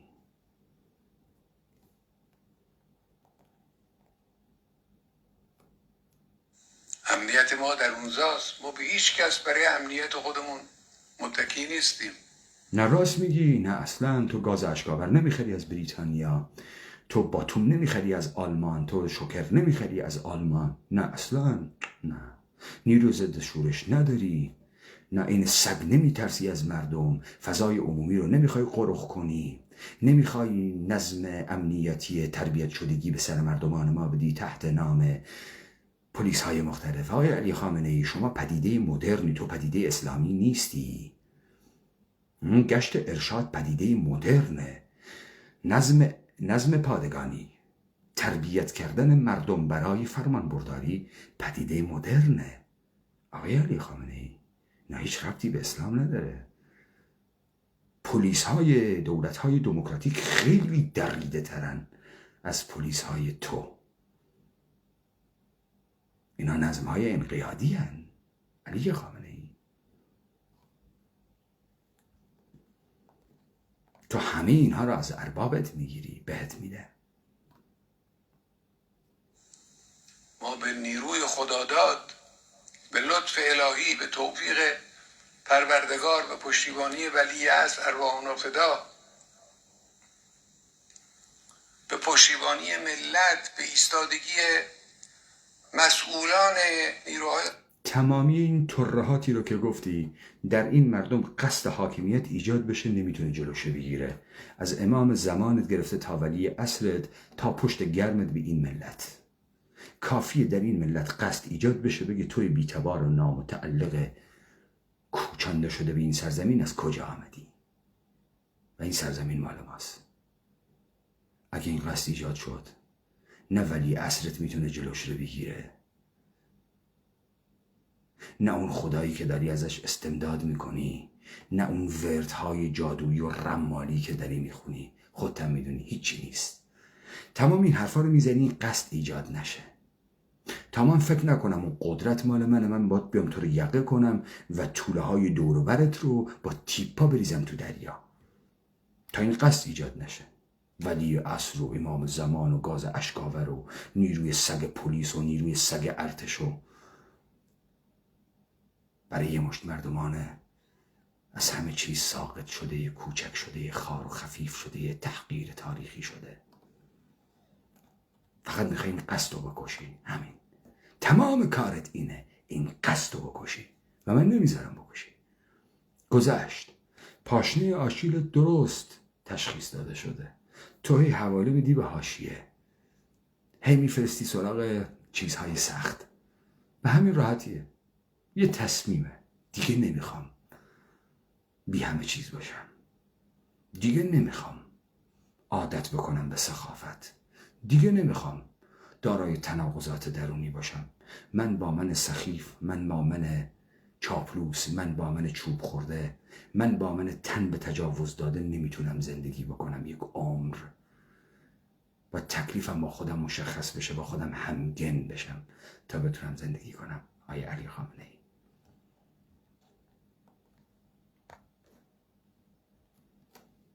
مسلح این امنیت رو توانستیم به وجود بیاریم و حفظ کنیم. اونی که به نیروی خارجی متکی است در روز مبادا همون نیروی خارجی او رو وا خواهد گذاشت. نه میتوانه و نه میخواد از او حراست کنه و حفاظت کنه.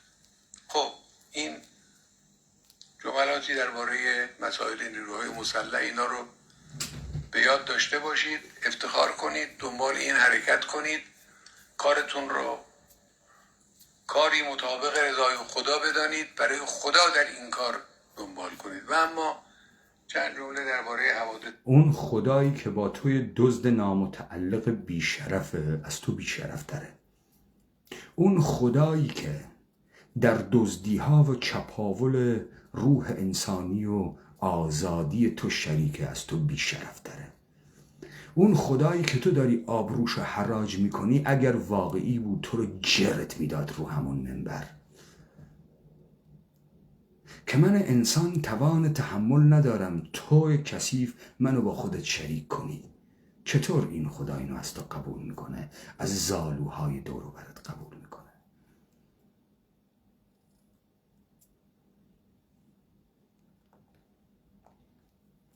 پس ظاهرا الان خداهای ما فرق داره. خدای تو بیشرفه، خدای تو جانیه. با خدای ما فرق داره. خداهامونم با هم فرق داره. خدای یک انسان نامتعلق بی همه چیز کولی تبار فرق داره با خدای یک انسان آزاد سرور مخیر. خیلی فرق داره. هر آدمی خداش رو به اندازه قدرت خودش میبینه.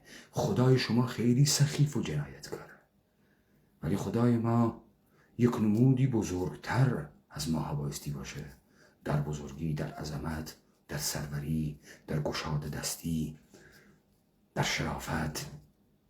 ولی خدای شما خیلی بیشرفه. من این خدای شما رو نمیشناسم. حادثه اخیر، من اولین چیزی که میخوام بگم اینه که در این حوادث چند روز اخیر بیش از همه به سازمان انتظامی کشور ظلم شد. خب علی خامنه ای اینجا الان وارد ریتوریک حقوقی قانونی شد. دیگه علی خامنه ای با ادبیات ایدئولوژیک صحبت نمیکنه. در این سخنرانی این آقا از حسین و کربلا و این چیزا نگفت.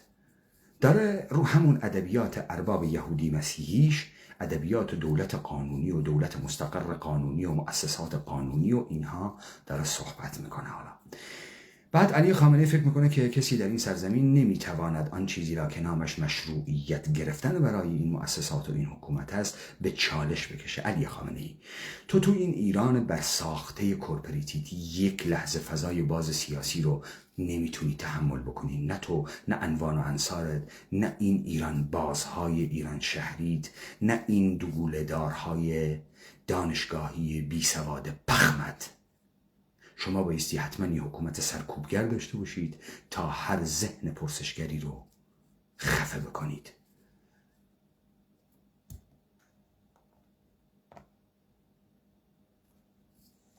به بسیج ظلم شد.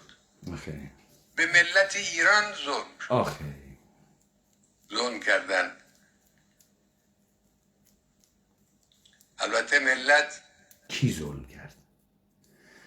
کی به ملت ایران ظلم کرد؟ به بسیج ظلم کرد، به نیروی انتظامی ظلم کرد. کی ظلم کرد؟ همونی که اساس قانون مداری و حکومت قانون رو از هابز تا کارل اشمید بنیاد گذاشته، همونی که از دولت مطلقه رسیده به دولت الهیاتی ابدی و مؤسساتی، اون داره الان مؤسسات تو رو باطل میکنه. علی خامنه ای، آمریکا داره پلیس رو باطل میکنه، ارتش رو باطل میکنه. این چیزایی که اون به تو داده، اون یاد تو داده، اون برای تو درست کرده، داره این مؤسسات رو ناکارآمد میکنه. کی این ظلم رو داره میکنه؟ ظلم.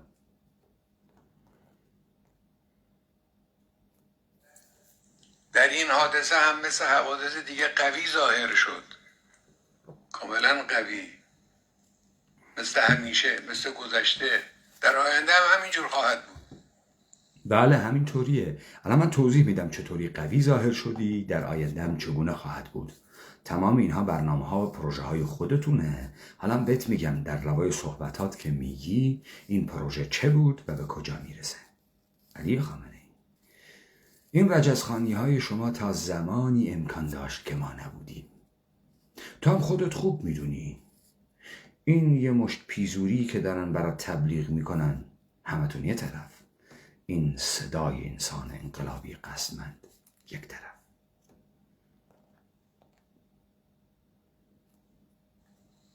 در آینده هم هر جا دشمنان بخواهند اختلالی ایجاد کنند، اونی که بیش از همه سینه سپر میکنه. علی خامنه ای، تو هیچ دشمنی جز من نداری. هیچ دشمنی، همه دوستتن. به همین خاطر فقط صدای ما ایگنور میشه، صدای همه شنیده میشه. تریبون به روی همه بازه، همه تریبون دارن، فقط ما تریبون خودمون رو داریم. تو دشمن نداری، دروغ داری میگی، چون فقط صدای من تو رو نابود میکنه. بس صدای آخیز کردن. در آینده هم همین صدا نابودت میکنه. همین صدا تمام رفتارهاتون رو عوض کرده، تمام گفتارهاتون رو عوض کرده. بدجوری ترسیدید، دین انحصاری رو از دست دادید. حالا از ترس از دست دادن دولت انحصاری خواب خوش ندارید. تمام بازیهاتون رو نرفته برهم میزنم. یه جایی پس میکشید، یه جهش برمیدارید، تتب برید، نمیترسید، برمیگردید. چون داریم ما قیام رو که تو شروع میخوای بکنی هدایت میکنیم به مسیر درستش، فوراً پا پس میکشی. به این 6 سال من این بلا رو سرت آوردم و بیش از همه اثر میگذاره ملت شجاع و مؤمن ایرانند، وارد میدان میشن و وارد میدان شدن. ملت ایران بله مظلومه اما قوی است، مثل امیرالمومنین، مثل مولای متقیان، سرور خودش علی علیه السلام هم قوی بود، قوی ترین بود و مظلوم ترین. این حادثه ای که پیش آمد تو اینم رجزخانی های یهودیه، همین یهودی بازی و مظلوم نمایی و این شیعه گری ایرانی تو، این همینه، چیز دیگه بیشتر از این نیست. رجزخانی های الکی. دختر جوانی در گذشت، خب حادثه تلخی بود، دل ما هم سوخت، ولی واکنش به این حادثه بدون اینکه تحقیقی شده باشه، بدون اینکه هیچ گونه امر مسلمی وجود داشته باشه، این نبود که عده‌ای بیان خیابان رو ناامن کنن، ناامنی رو برای مردم به وجود بیارن، امنیت رو به هم بزنن، قرآن آتش بزنن، حجاب از روی سر زن محجبه بکشن. علی خامنه ای، تو متولی قرآن نیستی. قرآن خدا برای تو نفرستاده، بر تو نازل نشده. قرآن ملک تلق تو نیست. قرآن معدن طلاست برای تو برای قرآن هیچ بهایی ندادی. من نمیذارم تو قرآن رو به مالکیت خودت در بیاری. من نمیذارم هیچ کسی تحت نام اسلام با یک سری نشانه های ظاهری و سمت و سو گرفته خودش رو بکنه صاحب چیزی که قدرت زاست و دیگران رو ابژه بکنه. علی خامنه ای، تو نه متولی قرآن هستی، نه میراث‌خوار محمد. هیچ مسلمانی به اندازه محمد نبود. محمد قصدمند بود، قصد قدرت کرد و به دست آورد. ولی این امت محمد همه در سخیفی ایستادن، قصدی ندارن. بایستی محمدی باشن، عیسوی باشن. همونطوری که نیچه در آنتیکرایست میگه هیچ کسی به بلندای قد صلیب مسیح نیستاد. تنها مسیحی مسیح بود، چون قصد کرد. متوجه شدی؟ تو متولی قرآن نیستی. طول بسیجیهات و بچه هیئتیهات و شیعه بازهات بخوان پشت نام قرآن خود رو صاحب قرآن بکنن تا از این معدن طلا بیاشامند. ما با همون قرآن خفشون میکنیم. ما نمیذاریم کسی مالکیت انحصاری چیزی رو به دستش بگیره. متوجه شدی؟ به نام همان قرآن.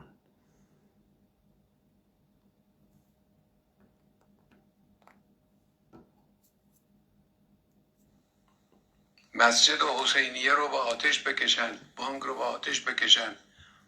مسجد حسینیه که عبادتگاه خداوند نباشد، پایگاه قدرتی متمرکز تو باشد، بایستی به آتش کشیده شود.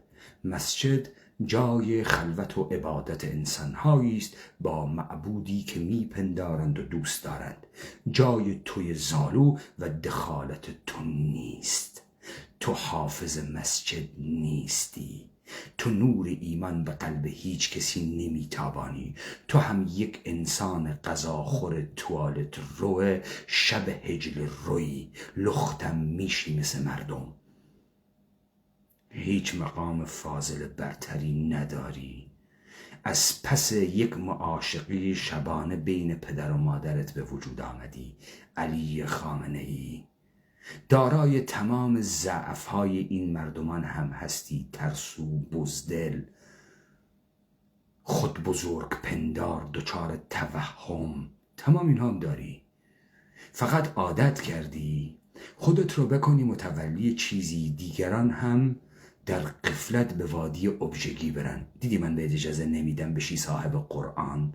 دیدی من نمیذارم تحت نام شیعه گری این مملکت رو ببلعی و دارم به تو میگم تو یک نامتعلقه در اقلیت کوچانده شده به این سرزمینی؟ دیدی به اجازه نمیدم تعریف کنی دیگران رو. این اجازه رو به تمام قدرت تو اینه. در غفلت این مردم داری این مردم رو تعریف میکنی. این مردم هم دچار بیگانگی شدن. طرف تو کرمانشاه نشسته فکر میکنه تو صاحب این مملکتی، صاحب زمین زیر پاشی، صاحب پدر و مادرشی. اینطوری فکر میکنه بدبخت. چرا؟ چون تو این کار رو از لحاظ روحی روانی کردی، با نمایش های خیابانی، با چنگ و دندون نشان دادنت. 4 تا نیروی پیزودی بی پدر و مادر رو میفرستی تحت نام نیروی ضد شورش. یک شهر 1 میلیونی رو میخوای با 4 تا عکس و فتح یک میدان بترسانی، در صورتی که جلو قمه 10 نفر نمیتونن ایستادگی بکنن نیروهات. توهم حاکمیت یک توهم. علی خامنه‌ای تو هم میدونی، منم میدونم. به همین خاطر من محل نزاع رو خوب تشخیص دادم. بدجوری دارم میزنمت. نمیخواد این مردم بیان قهرمان بشن، ایثارگر باشن، زورو باشن. این مردم کافیه قصد بکنن تو حکومت نکنن، قصد بکنن مؤسسات تو رو از کار بندازن. به همین راحتی. قصد بکنن تو تعریفشون نکنی. تو با ریشی که ول کردی و استغفرالله و سوتی که به مخرج حروفت میدی به خاطری که نشون بدی خیلی چسبیدی به خدا، نشی صاحب محمد و قرآن محمد. توی سخیف بشر سخیف با تمام ترس‌ها و دروغ‌ها و شارلاتانیات آب پاکی و قدسیت رو خودت بریزی. کافی این مقام راست قبول نکنن. تو از بین رفتی. به همین راحتی. ولی تو آدرس غلط میدی. میگی که من بیای تو خیابون سنگ بزنی، حتما سنگ بزنی، با گوله با هم به جنگی، من از بین میرم. بیا این کارو بکن. نه، چرا راه سخت رو میذاری جلو پا مردم؟ مردم وقتی قصد نکرد که تو برش حکومت بکنی، وقتی به خیابان بیاد با سنگ نمیاد، با تفنگ ساچمه‌ای میاد، با بشکه بنزین میاد. چون قصد کرده تو رو با تیپا بندازه بیرون. ولی وقتی میاد تو خیابون فقط اعتراض میخواد بکنه، قصدی نداره، داره اعتراض میکنه، داره خودشو خالی میکنه. یادت مارکس میگفت دین قلب جهان بی قلب است. انسانهای از موقعیت خارج شده که اگه زج مویه هایی نکنن میترکن و تو هر از گاهی از این حباب استفاده میکنی. اینو کی یادت داده؟ ارباب یهودیت، یهودی مسیحیت. پس محل نزاع اینجاست. محل نزاع اونجا نیست من برم ارتش برای تو درست بکنم در پادگان و برم گدایی بکنم بازار اسلحه سیاه بخرم و 4 تا نیرو آموزش بدم که بیام با بسیجه تو بجنگم. ارتش مردمی، ارتش کردانه که با امتناع یک پیرزن تا یک دختر جوان در تن دادن به انقیاد تو، این ارتش به وجود میاد و تو رو نابود میکنه. به همین راحتی. تانکم نمیخواد، توپم نمیخواد. چون این قصد که ایجاد شد، حرکت در خیابان، سیر خروشان انسانهای قصدمندی میاره که با ناخون تکت میکنن و 1 میلیون نیروی امنیتی تو رو در 24 ساعت پاک میکنن. علی خامنه‌ای یک ژنرال با امکاناتی که داره فتح درست میکنه.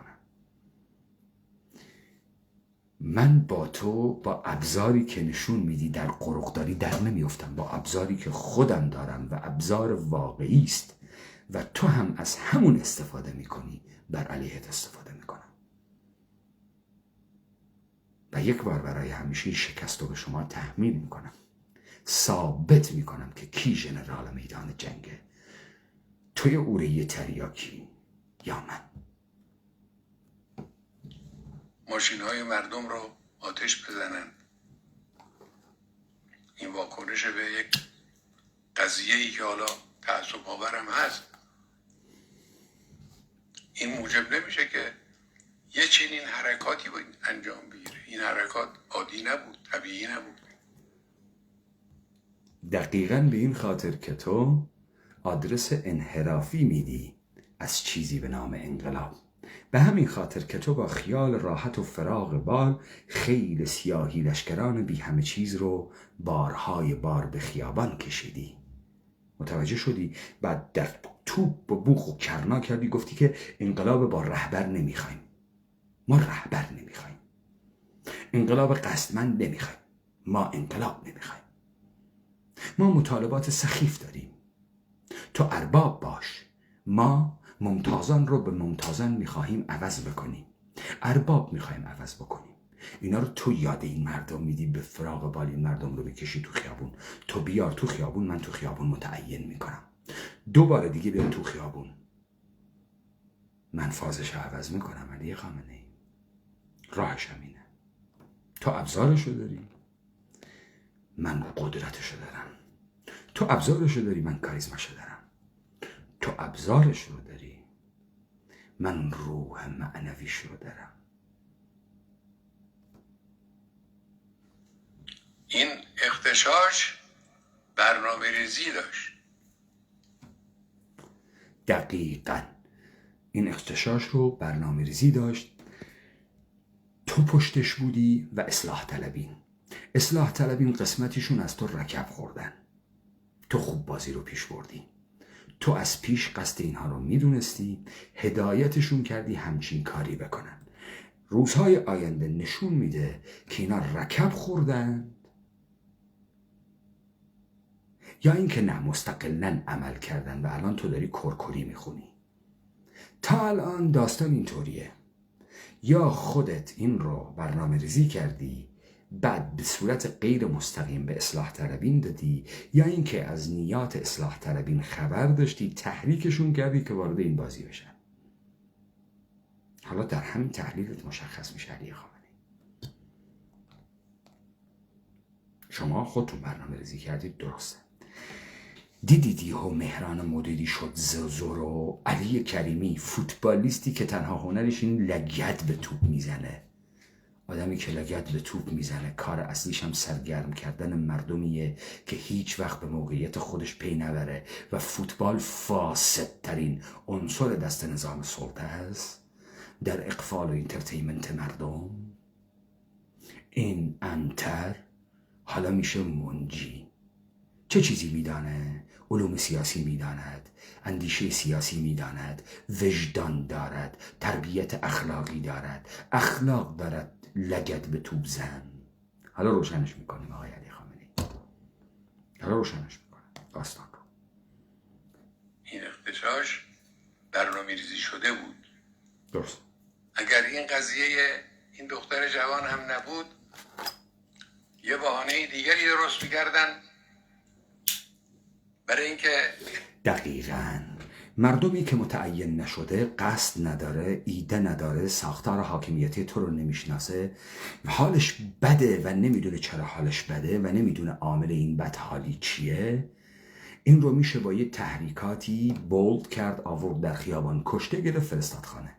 به همین راحتی. کسی که در پس یک واکنش بولد شده، هدایت شده به خیابان میاد، نیروی انقلابی نیست، یک معترض به دندان رسیده از که از فضای عمومی استفاده میکنه و از فرصت استفاده میکنه تمام این تنش‌های درونی رو بیرون بریزه. متوجه شدی علی خامنه‌ای؟ امسال در اول مهر به دلیلی که عرض خواهم کرد در کشور ناامنی درست کنن، اغتشاش درست کنن. حالا من به تو میگم تو به چه دلیل این کار رو کردی علی خامنه‌ای؟ نه اون دلیل نیست که تو میگی، دلیل چیز دیگه است. من بهت میگم کی این برنامه ریزی رو کرده. بنده به صراحت میگم این برنامه ریزی کار آمریکا، کار رژیم غاصب و جعلی صهیونیستی و دنبال روهای اونهاست. نشستن برنامه ریزی کردن برنامه ریزی کردن. آمریکا نشسته انقلاب بی محتوا برنامه ریزی کرده، کاملا درسته. آمریکا کیه؟ ارباب توه. تو چطور بر علیه قدرت نشستی؟ چون آمریکا تو رو مستخدم کرده. علی خامنه‌ای راست میگی، این از عهده شما پیزوری ها بر نمیاد. فقط آمریکایی ها میتونن محتوای بی محتوا تولید کنن، خیلی عظیم آدم ها رو به خیابون بیارن، یک تبلیغ جهانی براش بکنن، مهم جلوش بدن. فقط اونها میتونن چیزهای مزخرف رو که جلوه بزرگ بهش بدن، با کار میدیایی، رسانه‌ای، با مطلوبات و مرغوبات و با توهم دنیای برتر آمریکایی و رویای آمریکایی. تا یه آدم سخیفی بیاد بگه که این انقلاب اسمارت فونه، دختر تهرونی داره زندگی دختر لس آنجلسی رو میبینه انقلاب میکنه. مردی که راست میگی، انقلاب پیزوری اسمارت فونی تش میشه اینی که تو داری میبینی. انقلاب بدون بنیاد، بدون ریشه، بدون ایده، بدون درک واقعیت موقعیت خود تشینه. میشی خیلی سیاهی لشکر انتر دستی یه مش سلیبریتی و حاکمیت که در خیابان نمایشت بدن برای بازی های سیاسی. هیچ کسی هم تو رو فردا بیاد نیاره. نسل جدید عوض شده، انگار نسل اروپا و آمریکا خیلی نسل های مهمی هن. عمله و مزدوران و حقوق بگیران اونها، بعضی از ایرانی های خائن هم. خب برای اولین بار از ترم ایرانی های خائن در جمهوری اسلامی استفاده شد. جمهوری اسلامی تا این مقطع که علی خامنه‌ای به عنوان فرمانده کل قوا و رهبرش از این ترم استفاده نکرده بودند. ایرانی های خائن. ایرانی های خائن یعنی کی؟ یعنی نه سلطنت طلبن، نه مجاهدینن، نه کمون دموکراتن. کیان؟ مردمانی هستند که در هیچ کدام از این کاتگوری های استکبار جهانی و صهیونیسم و جاسوس و اینها نیستند. جدیدن خائن شدن، خیانت کردن. این یه ترم جدیده که بعد از این اتفاقات اومد. حالا این برای کیه؟ به درد کیا میخوره؟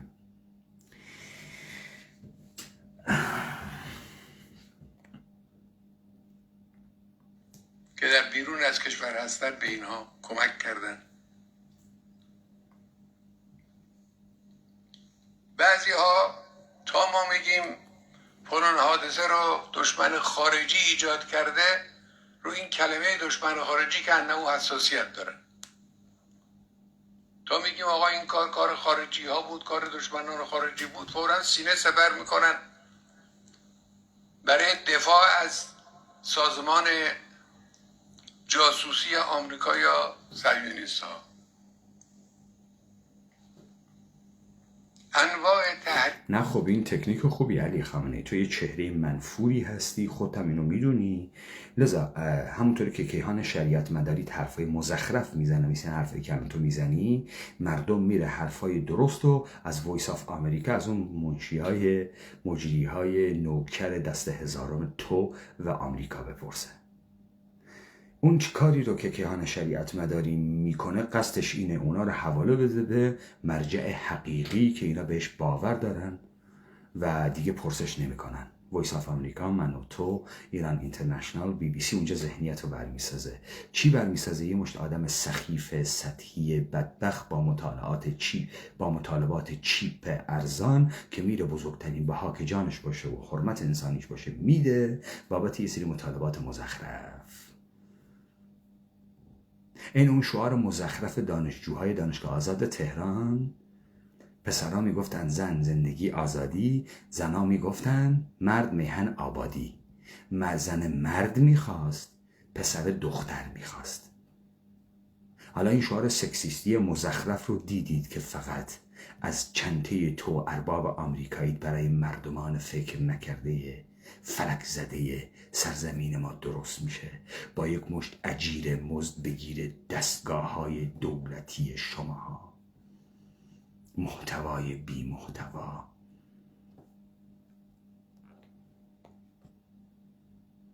دلیل را انواع لفاظی های مغالطه آمیز رو میکشن وسط برای اینکه اثبات کنن که نه، پای خارجی ها، دست خارجی ها توی این قضیه وجود نداشته. مغالطه چیز بدیه های علی خامنه ای. فریب دادن مردم چیز بدیه. شما تمام وجودت، خودت، اربابت مغالطه است. دروغ، کذب محض، فریب محض. به همین خاطر من شما رو دعوت میکنم به مناظره، همتونو.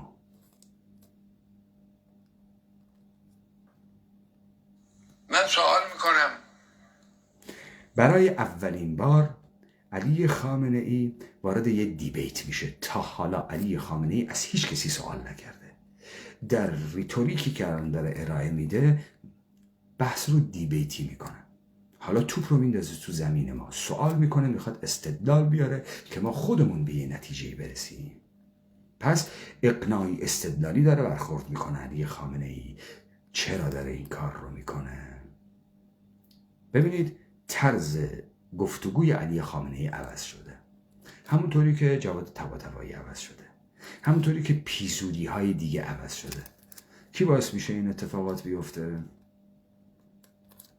اجازه بدید. در دنیا اغتشاشات خیلی به وجود میاد. خب شما نگاه کنید در اروپا، در فرانسه، هر چند وقت یه بار یه اغتشاش مفصل تو خیابان‌های. بسیار عالی. شما اینجا ثابت کردی، این ناخودآگاهت نذاشت ثابت نکنی که تو هم جزئی از مجموعه جهانی کارمندان نظام سلطه نیستی.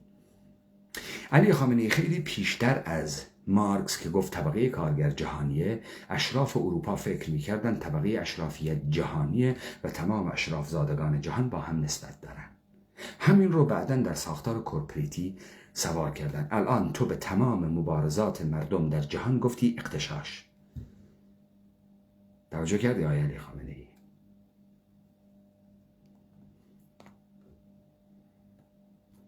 پاریس به راه میفته. آیا سابقه داره که رئیس جمهور آمریکا و مجلس نمایندگان آمریکا از اغتشاشگران حمایت بکنن؟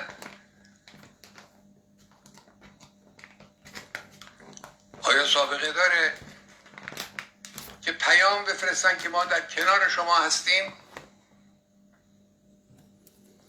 آیا سابقه داره که نه دیگه آمریکا غلط میکنه این کارها رو برای فرانسه بکنه. علی خامنه ای تو مثل که خیلی چیزا رو قاطی کردی.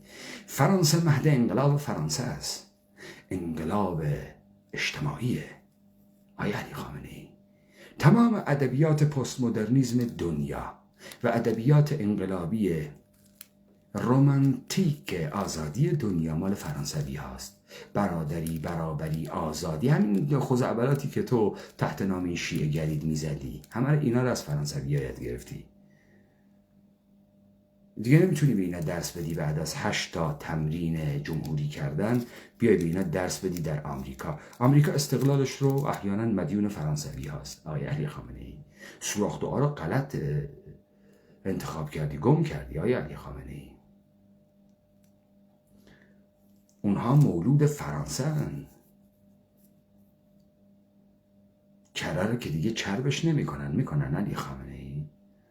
اما به عنوان ارباب تو، به خاطر اینکه تو رو ماندگار بکنن، یعنی سیستم دولتی تو رو ابدی بکنند، اونها دستور میدن باید این شکلی باشه. اربابی که تو رو اونجا گذاشته به خاطر اینکه مردم رو دچار غفلت بکنه، در نقش پدر مهربان بازی میکنه، تو رو اسکیپ گوت میکنه. هدفم چی این وسط؟ مردم رو غافل بکنید، عین مردمان برده اروپا و آمریکاشون درست کنید.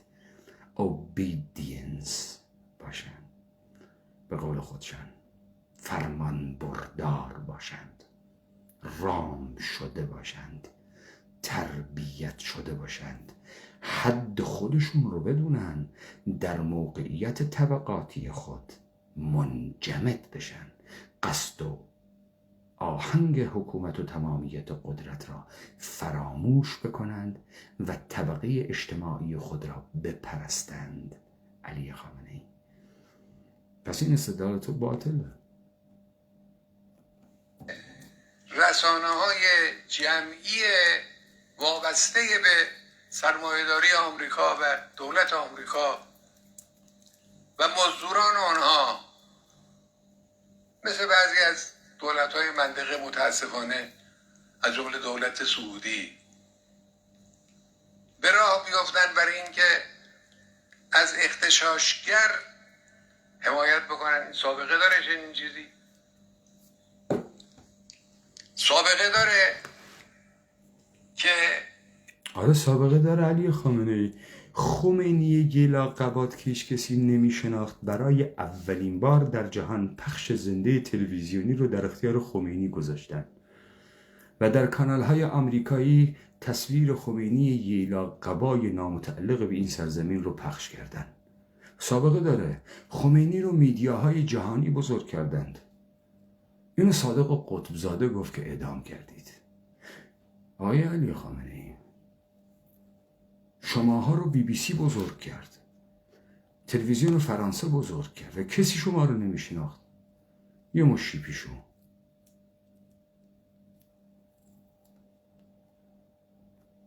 اعلان کنن که ما فلان سخت افزار و فلان نرم افزار اینترنتی رو در اختیار اغتشاشگران قرار میدیم تا بتونن. اتفاقا این همون انحراف بزرگیه که شماها میدید.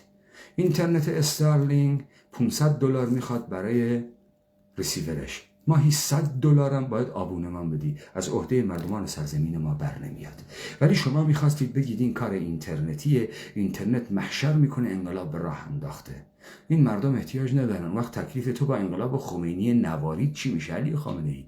خمینی که اینترنت نداشت. ادعا میکنی نوار داشتی، نوارم نداری رو کنی.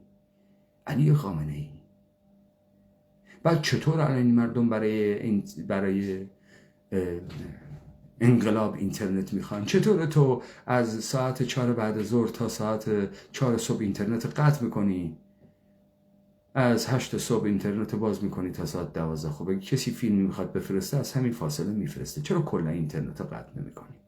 آیا علی خامنه‌ای کلا اینترنت قطع کن، هم خیال خودت راحت کن، هم خیال مردم رو راحت کن تا ببینم تو میتونی تو مملکت دوام بیاری. میدونی این فضای اینترنت در قرق تو، سلبریتی های تو، من و تو، BBC ایران اینترنشناله. این کثافت ها رو جمع کن، مردم انقلاب میکنن. متوجه شدی آقای علی خامنه‌ای؟ این اینترنت رو جمعش کن.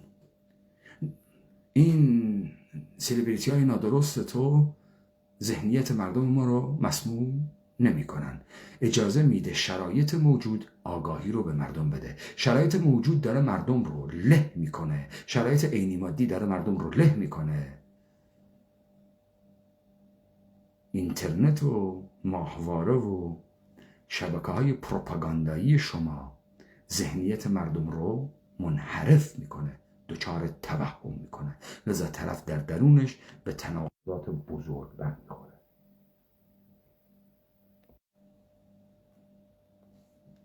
با هم راحت ارتباط برقرار کنن و کارشون رو دنبال کنن.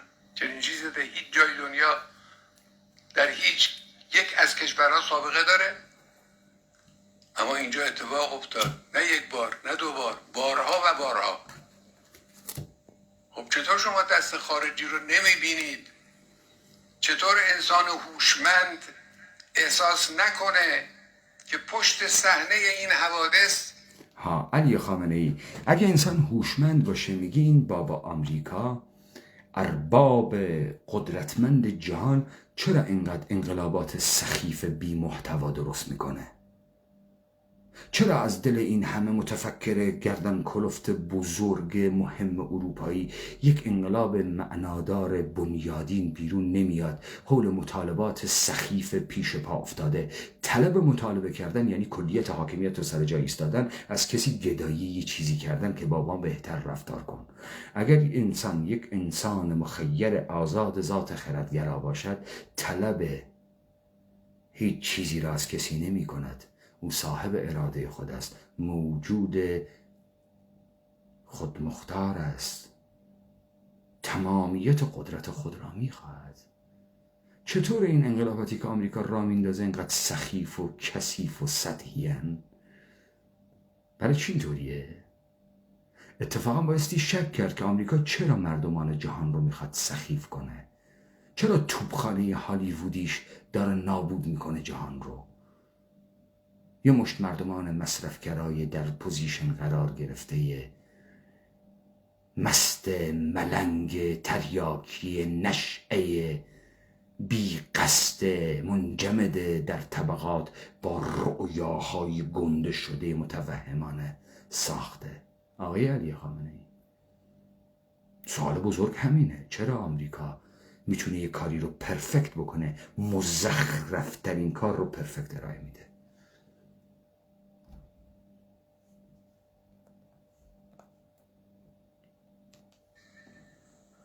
دست‌های دیگری در کارن، سیاست‌های دیگری در کارن.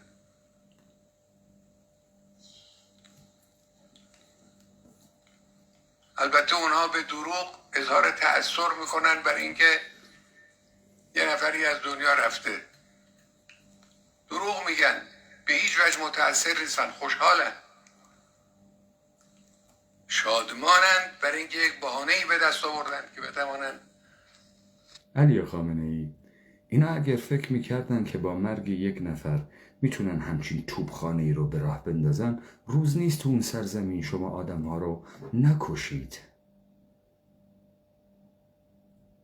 با مرگ‌های فجیع، با مرگ‌های سخیف، چرا هر روز این کار رو براتون نمی‌کنن؟ چرا در یک مقطع خاصی یک کس خاصی با یک سری شعارهای خاصی رو انتخاب میکنن؟ چه نیتی دارن؟ چه هدفی دارن علی خامنه‌ای؟ وگرنه تو اون سرزمین شما هر روز آدم میکشی.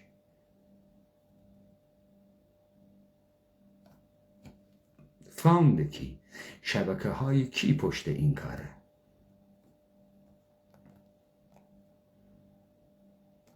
حادثه آفرینی کنن، دروغ میگن. اینجا مسئولان سه قوه اظهار تأسف کردن، همدردی کردن با اینا.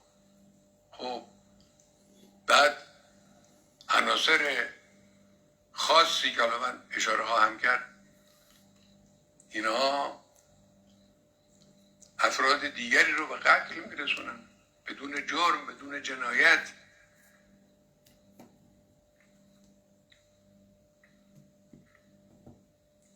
قوه قضاییه قول داد کار رو تا نهایت دنبال کنه. خیلی خوب، تحقیق یعنی همین، یعنی دنبال کنن، کار رو دنبال کنن، ببینن نتیجه معلوم بشه، ببینیم مقصری وجود داره یا نداره و مقصر کیست.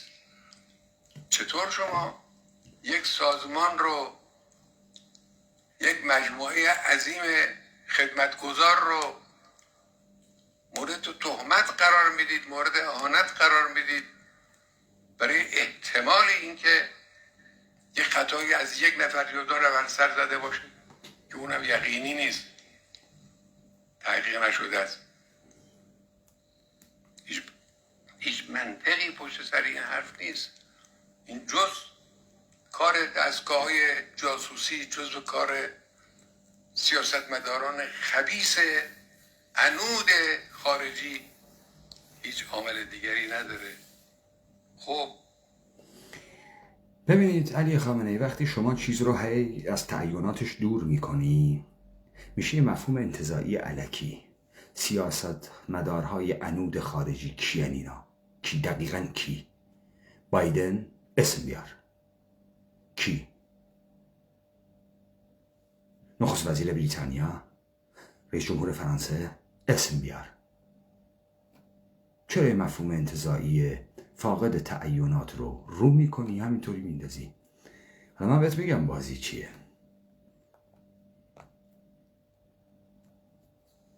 حالا انگیزه دولت‌های خارجی چیه؟ اونی که بنده احساس میکنم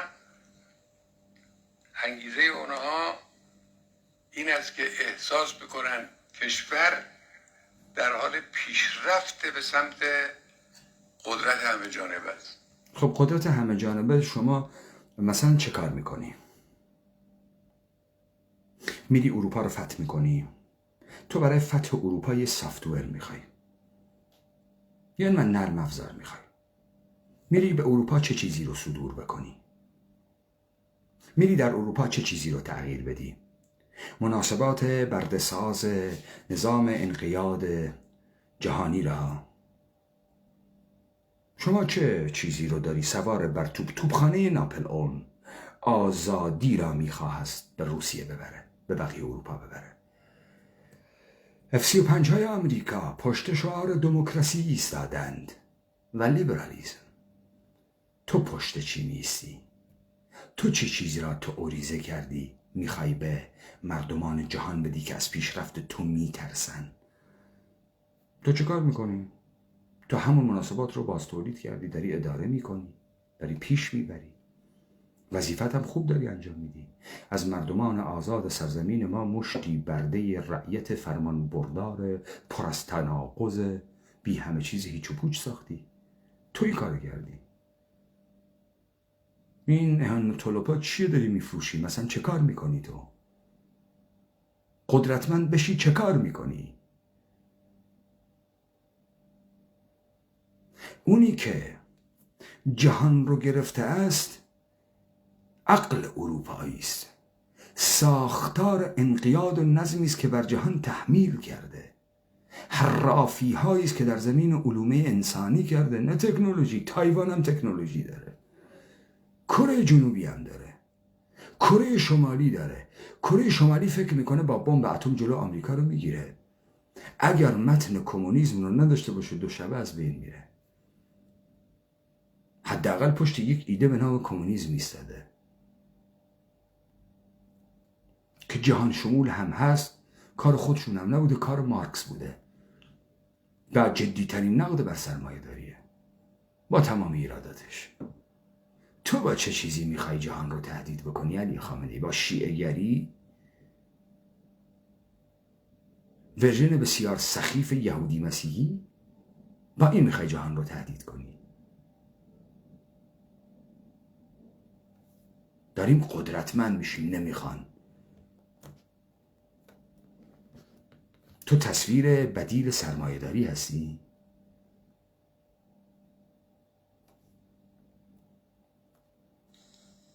اینو نمیتونن تحمل کنن. بله. این رو احساس میکنن، میبینن. نه. میبینن که به حمدالله بعضی میبینن که به حمدالله تو مردمی ساختی به صورت مبتذل عاشق مصرف و لایف استایل مصرف گرای مولی آمریکایی اروپایی. مردمان سرزمین ما را در قالب کورپوریشن ایرانی به مصرف کنندگان مفتضح کالاهای بنجول سرمایه داری تبدیل کردی. همه خوراک کثافتی رو تحت نام شیک بودن و غربی بودن به این مردم بده، میخرن ازت. خوب مردمی تربیت کردی براشون. آقای علی خامنه‌ای، تو با این مردم میخوای اینا رو تهدید کنی؟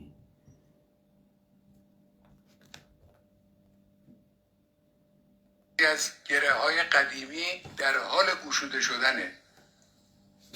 البته کشور خیلی مشکل داره. بعضی از این مشکلات سالها برش گذشته. حرکت جدی وجود دارد برای برطرف کردن این مشکلات، برای گشودن این گره ها.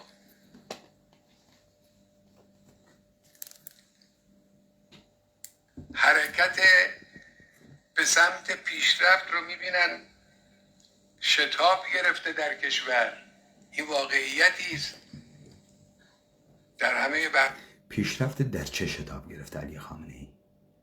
این کلمه پیشرفت این مفهوم فاسدیه که عجیمجی میکنه، مثل دموکراسی. پیشرفت در چه علی خامنه‌ای؟ پیشرفت در کجا؟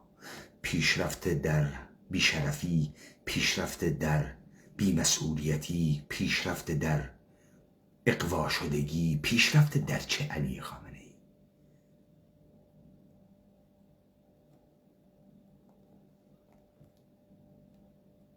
بخش‌ها یه حرکت شتابنده ای رو انسان مشاهده میکنه، احساس میکنه. اینو اونا هم احساس میکنه. آره. نمیخونه اتفاق بیفته. میبینن که کارخانه های نیمه تعطیل به کار افتاده، میبینن که دانش بنیان ها فعال شدن،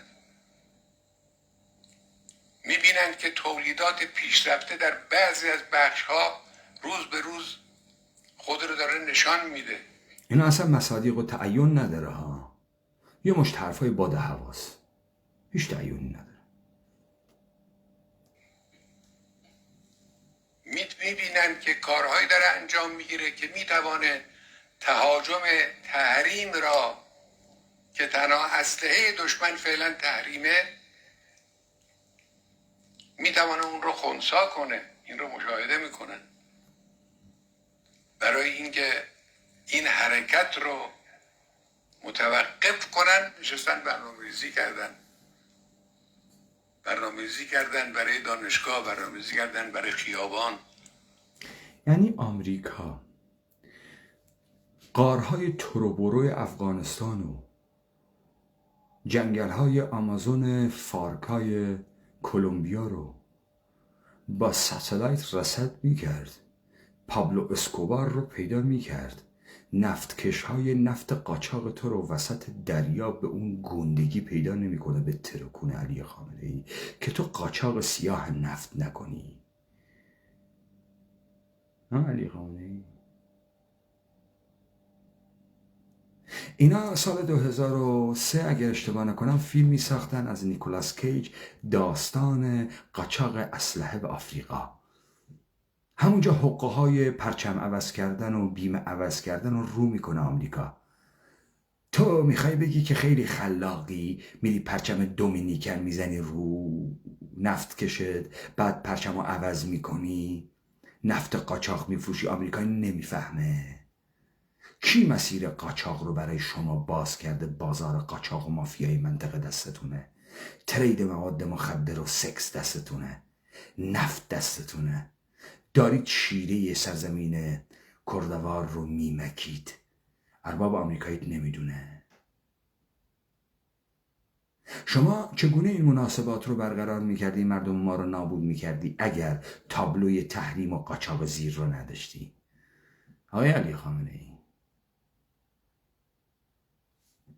چطور آمریکا میداند 19 نفر در دستگاه تو در سرکوب شرکت کردن؟ 19 نفر آدمی رو که ما نمیشناسیم اون میگیره تحریم میکنه. نفتکشای گنده تو رو وسط اقیانوس تحریم نمیکنه، نمیزنه با موشک. عجب.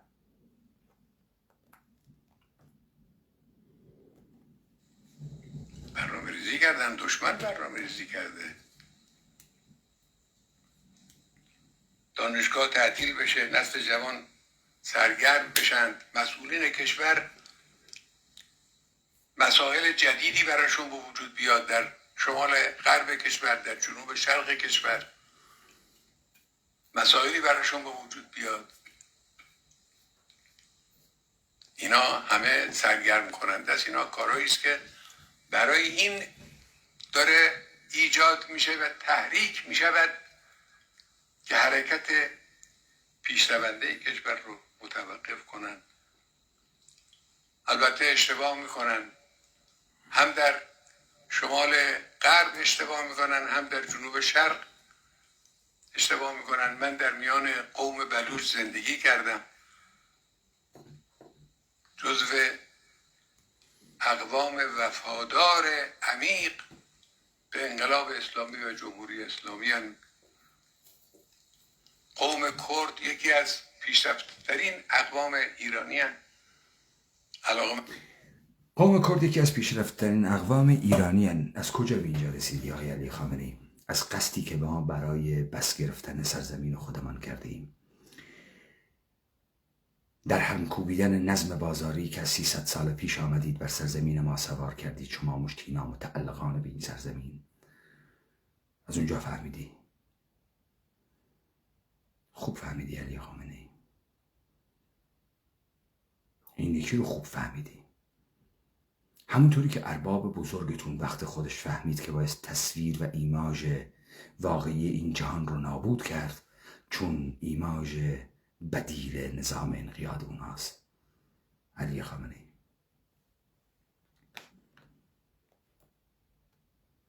علاقمند به میهنشون، علاقمند به اسلامشون، علاقمند به نظام اسلامیشون.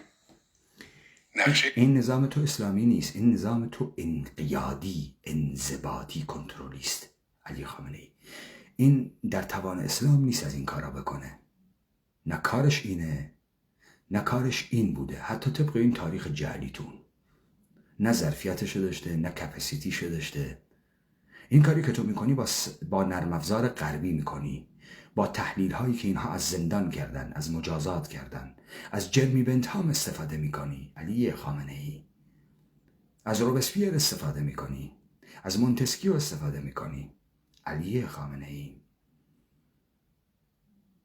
از نظم انضباطی و پادگانی استفاده میکنی، از معماری انضباطی پادگانی استفاده میکنی، از تکنولوژی استفاده میکنی. این ربطی به اسلام نداره. اسلام یک روایت مثل روایت یهودیت و مسیحیت و لیبرالیسم و سوسیالیسم و تمام ایدئولوژی های اغفال کننده از اسلام پاسداری میکنه. اسلام نه توانشو داره، نه ظرفیتشو داره. بیسیم و آیفون و اینترنت و اسلحه و ماشین و هواپیما و هلیکوپتر ازت بگیرن هیچی نیستی. نظم بازار و ترابری و پول ازت بگیرن هیچی نیستی. اسلامت هم هیچ کاری نمیکنه. میره پس تو خونه ها، تو دل مردم، برای اونی که دنبال معبودش و آرامش میگرده. قلب جهان بی قلب میگرده. آقای علی خامنه ای شما پدیده مدرنید، پدیده اعماق تاریخ نیستید. شما به یمن تکنولوژی به اینجا رسیدید، به یمن نرم افزارهای اروپایی به اینجا رسیدید. این مشروعیتی که داری ازش دم میزنی تئوریزه شده دست هابز و جان لاک و کارل اشمیت و اینهاست، آقای ژاک بودون و اینهاست. محصول دست فلان شیپیشوی علامه بوگندوی مثل تو نیست. تو این کارها رو بلد نبودی. شما قور در خودتان میخوردید. یه مش شیپیشوی عارفه گدا کنه. مال این کارا نبودید، مال این کارا نیستید. و اینا رو نبند به ناف اسلام. اینا کار اسلام نیست، اینا پدیده‌های مدرنه. کشتار یهودیان در آلمان کار نظم بوروکراتیک دولت مدرن بود. جنایت قانونی، فرمان برداری. علی خامنه ای اونا نخواهد گرفت، اما اونا زهر خودشون رو میریزن، کار خودشون رو میکنن.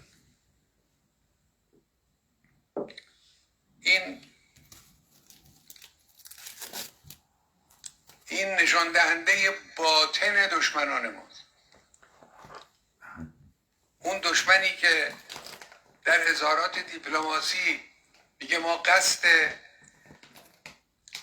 تهاجم به ایران نداریم، ما قصد تغییر نظام جمهوری اسلامی رو نداریم، ما با شما دشمنی نداریم، با ملت ایران موافقیم. اون دشمن باطنش این است که مشاهده میکنید.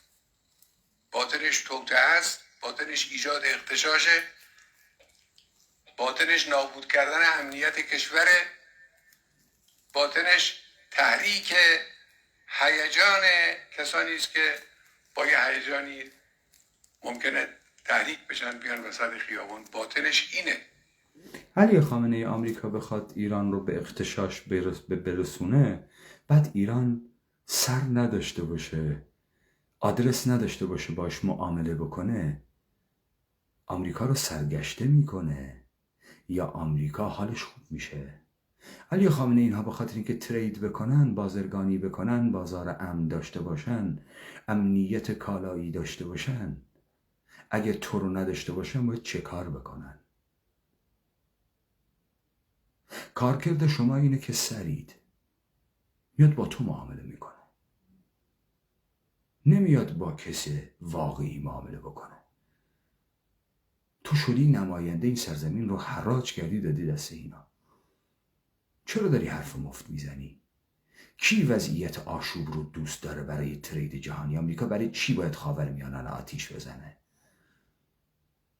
برای چی باید این کارو بکنه؟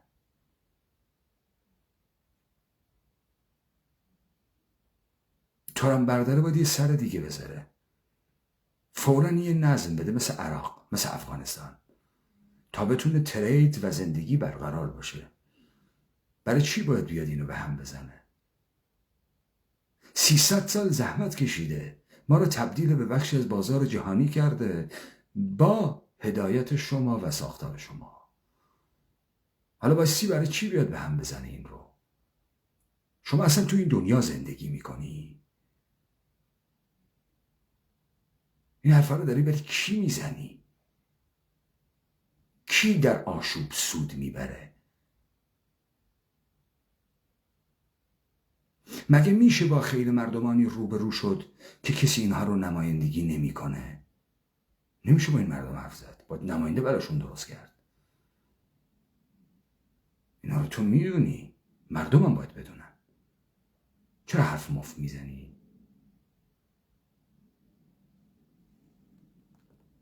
شما یه دلیل بیار که این یه سودی میبره از این که این دنیا رو به آشوب بکشه. مملکتی نماند، دولتی نماند، آمریکایی نمیمونه، کنترل نمیشه براش.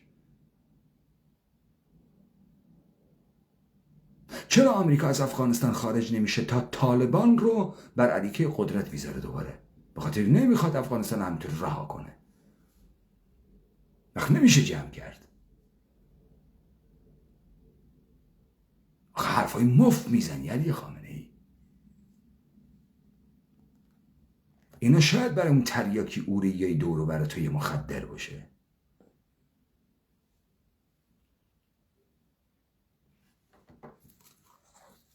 اونها فقط با جمهوری اسلامی مخالف نیستن، با ایران مخالفن. با ایران مخالفن، همچی کشید ایران رو. حالا دیسکورس رفت رو ملیگرایی. مسئله جمهوری اسلامی نیست، ملت عظیم و شأن ایران، متوهمین شیشه تریاکی. شما فرزندان کورش هنر نزد ایرانیان هستید، علم در ثریا باشد میگیرید، همتون هم در کشورهای اروپایی دارید تو اوبر کار میکنید.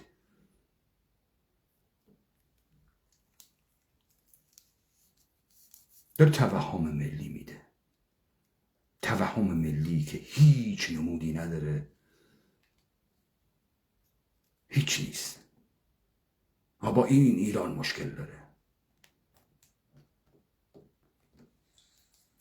آمریکا با ایران قوی مخالفه، با ایران مستقل مخالفه.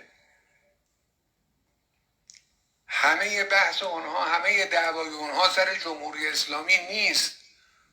البته با جمهوری اسلامی به شدت عمیقاً دشمنن، در این شکی نیست، اما بدون جمهوری اسلامی هم با ایرانی که قوی باشه مخالفن، با ایرانی که مستقل باشه مخالفن. مصداق‌های این قوی بودن رو بگو آقای علی خامنه‌ای. یک کشور ثروتمند،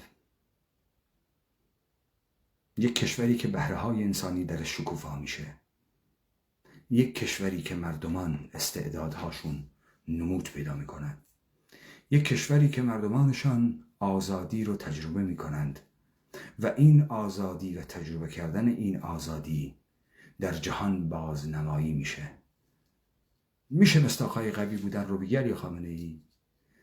مثلا تو در رقابت تسلیحاتی بیفتی کی به تانک آبرامز میرسی؟ کی به تعداد ماهواره‌های آمریکا در جو زمین میرسی؟ مصداق‌های این قوی بودن چی علی خامنه‌ای؟ اینی که میلیون انسان نیروی مولده سرمایه متغیر بی همه چیز هیچ و پوچ بسازی، کوچ بدی به دنیا؟ چی این مصداق‌های قوی بودن آقای علی خامنه‌ای؟ یک ایران قوی پهباد میسازیم. بین میگن قدرت علی خامنه‌ای. من بهت گفتم قدرت اروپا آمریکا در کجاست. در قصه‌ای که برای جهان گفتن. به همین خاطر دارن از زور و کار تمام مردم دنیا میدزدن. تو بهش میگی اینا دارن تولید ثروت میکنن در اروپا. نه، مونوپولی پول رو در دست دارن. قوانین بازرگانی جهان رو در دست دارن. همین. مصداق‌های قوی بودن این ایران قوی چیه علی خامنه‌ای؟ یه مشت مردم از خوی انسانی افتاده، یه چوب خورده مورد تجاوز واقع شده که 4 تا موشک داره. چه غلطی باش میخواد بکنه؟ یا تصویر یک انسان آزاد سرور که میتواند در عبودیت زندگی نکند، میتواند یک آمریکایی رو تکون بده و ساختار دولتی آمریکا رو نابود کنه. کدامش علی خامنه‌ای؟ تو کدامش رو داری تولید میکنی؟ یه مشت مردم تجاوز شده، چوب خورده، فرمان بردار، بی همه چیز، کوچک، سخیف، در انجماد طبقاتی قرار گرفته کجای جهان رو تهدید میکنه علی خامنه‌ای؟ وحشی بازی های شیعه گریش جهان رو تهدید میکنه.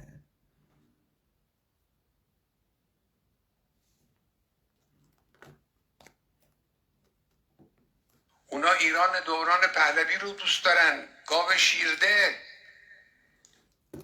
نه اتفاقا نه. چرا علی خامنه‌ای؟ الان تو مصرفگراترین کشور جهانی، از مصرف مواد مخدر تا کازمتیک سرجری، تا محصولات آرایشی، تا سبک زندگی ماهواره‌ای فشن شویی.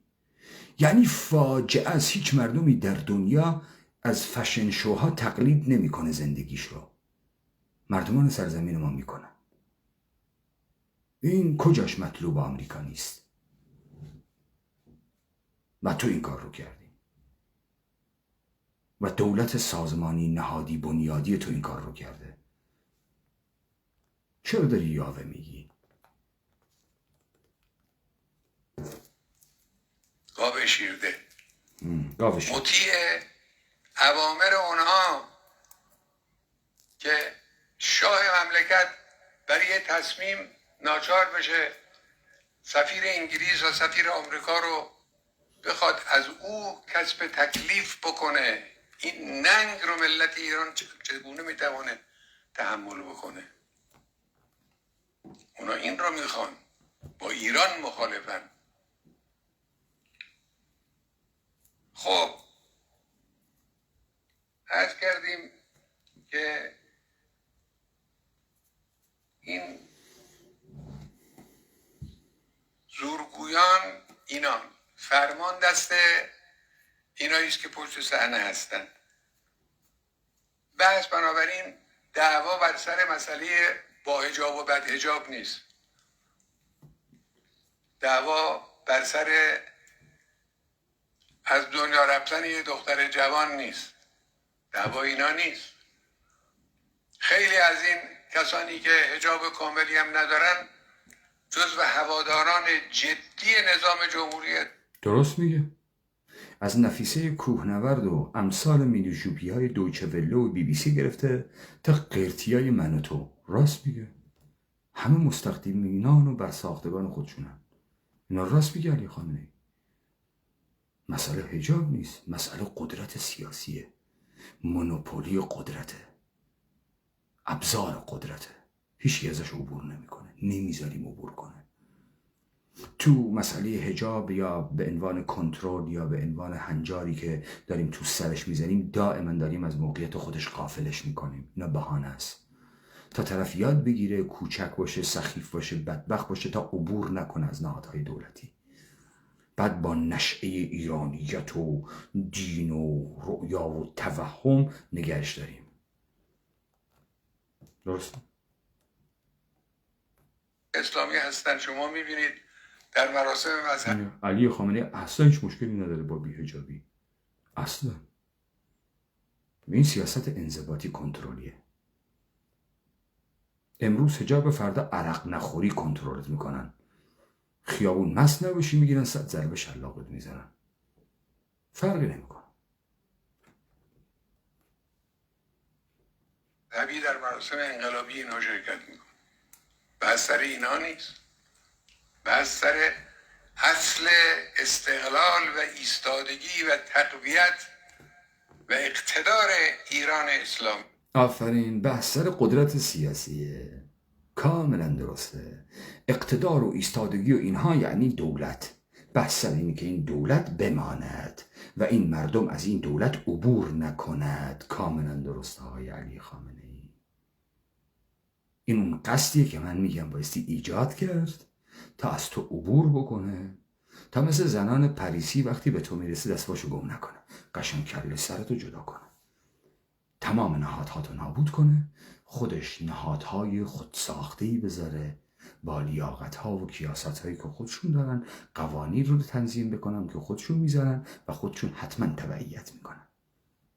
آقای علی خامنه ای، انسان تنها موجودیه که خودش میتونه قانون وضع کنه و خودش هم ازش تبعیت بکنه. انسان فقط قانونهای تجویزی رو پس میزنه. بحث سر اینه.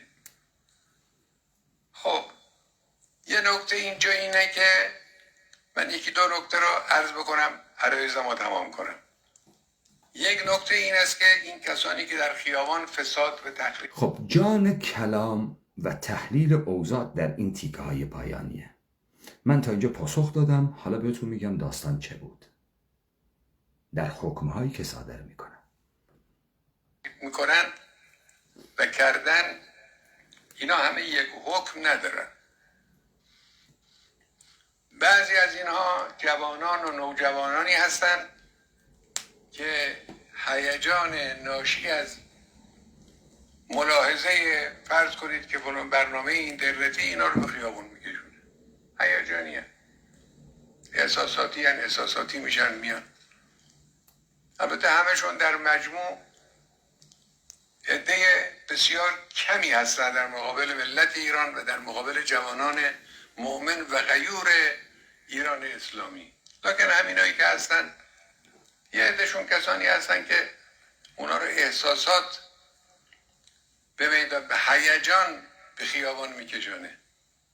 اینا رو با یه تنبیهی میشه اینا رو مشکلشون رو حل کرد. این حکم اول علی خامنه ای بود بدون لحاظ کردن هیچ ساختار بوروکراتیکی و بازی های قانونی. حکم اول چه بود؟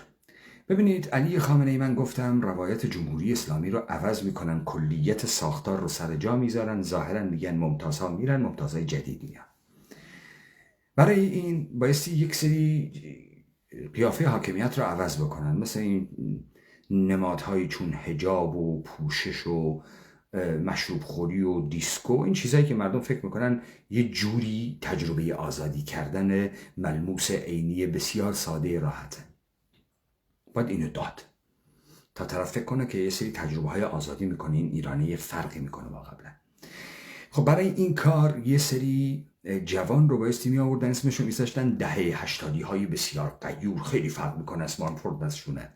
حالا علی خامنه ای میاد اینجا و تمام ساختار بوروکراتیک خودش رو دور میزنه، یک حکم میده و نوع مجازات رو تعیین میکنه.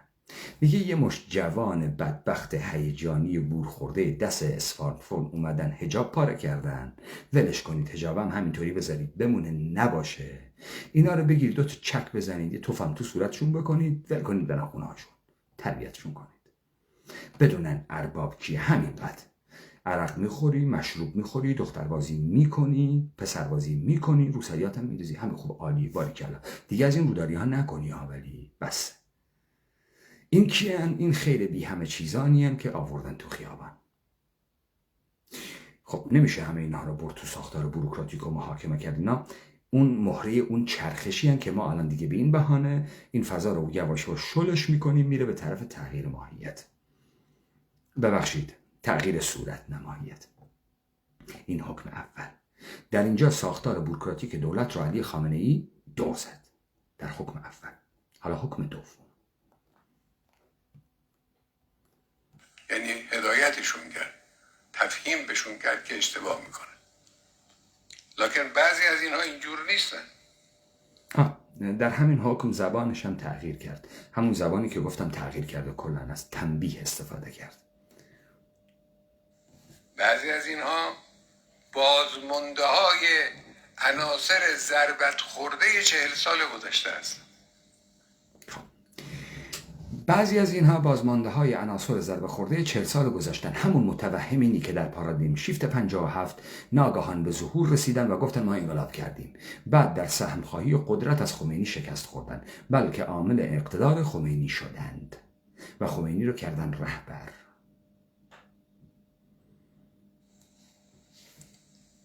منافقین، تجزیه طلبها، بقایای رژیم منحوس پهلوی، خانواده های ساواکی های مطرود و منفور که تمام کلونی های کثیف دولت ایرانی تحت نام اپوزیسیون متوهم همکار حاکمیت بدانند وقتی از درگاه اصلاح طلبین و از درگاه حاکمیت پول می گرفتن که نمایش مبارزات مدنی و بدون خشونت و گذار دموکراتیک و این حرفا بکنند، همینجا علی خامنه‌ای حکم دوم صادر کرد. گفت اینها رو و طرفدارهاشون رو به پایه خساراتی که دارن وارد میکنن به دستگاه قضایی بدید. اینجا بوروکراسی دولتی در مورد نهادهای سازمانی یافته یا ادعای سازماندهی شده بودگی میکنند باش برخورد بوروکراتیک دولتی میشه.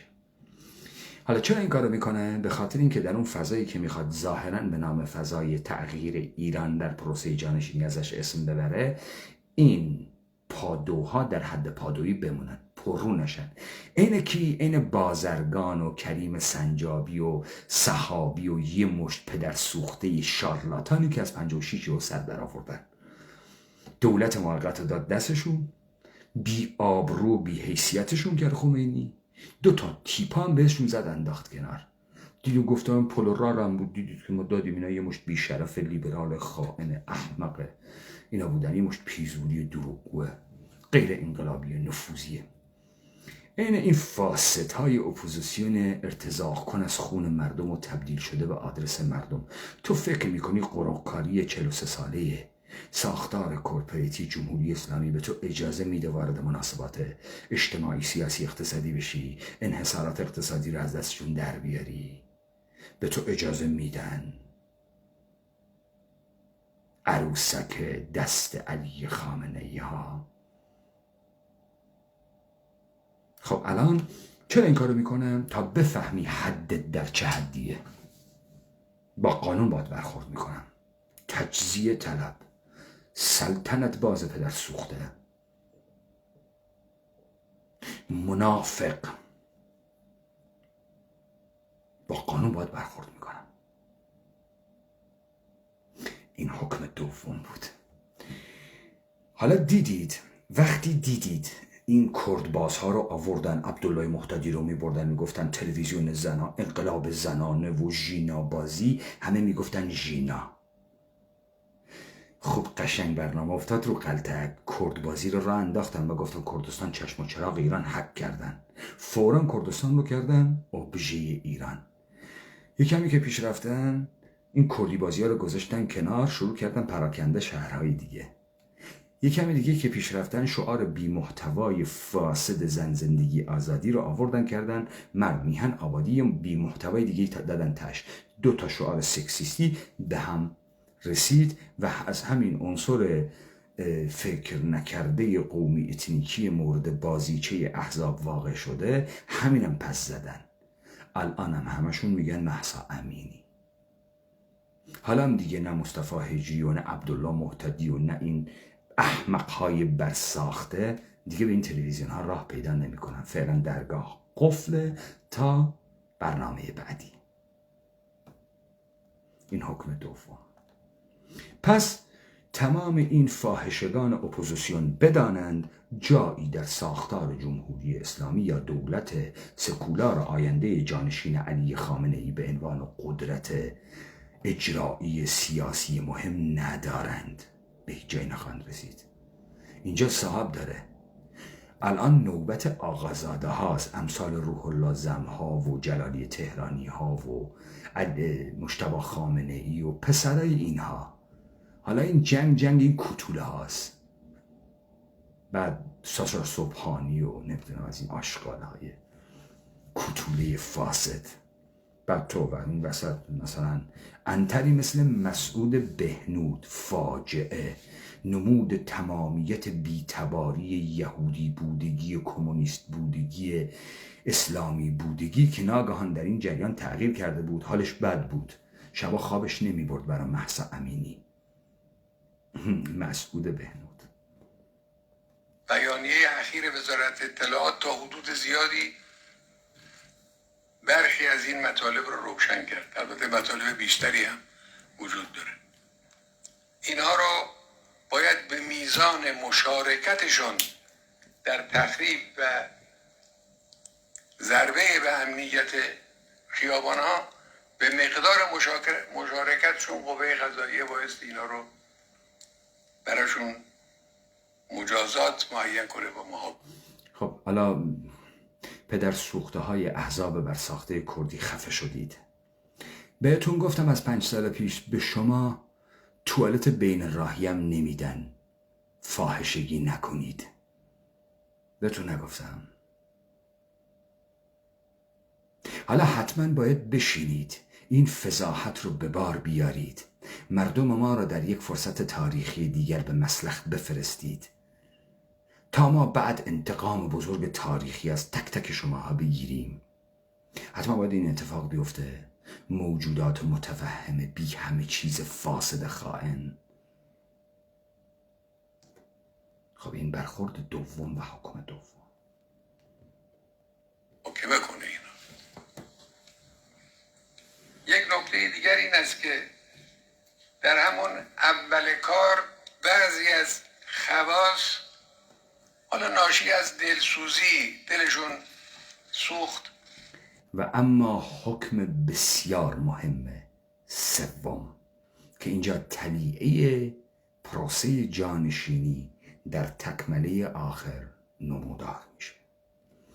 اینجا مشخص میشه علی خامنه ای از این بازی که اصلاح طلبین کردن آگاه بود و بعضی از این آقایان اصلاح طلب رو بازی داد.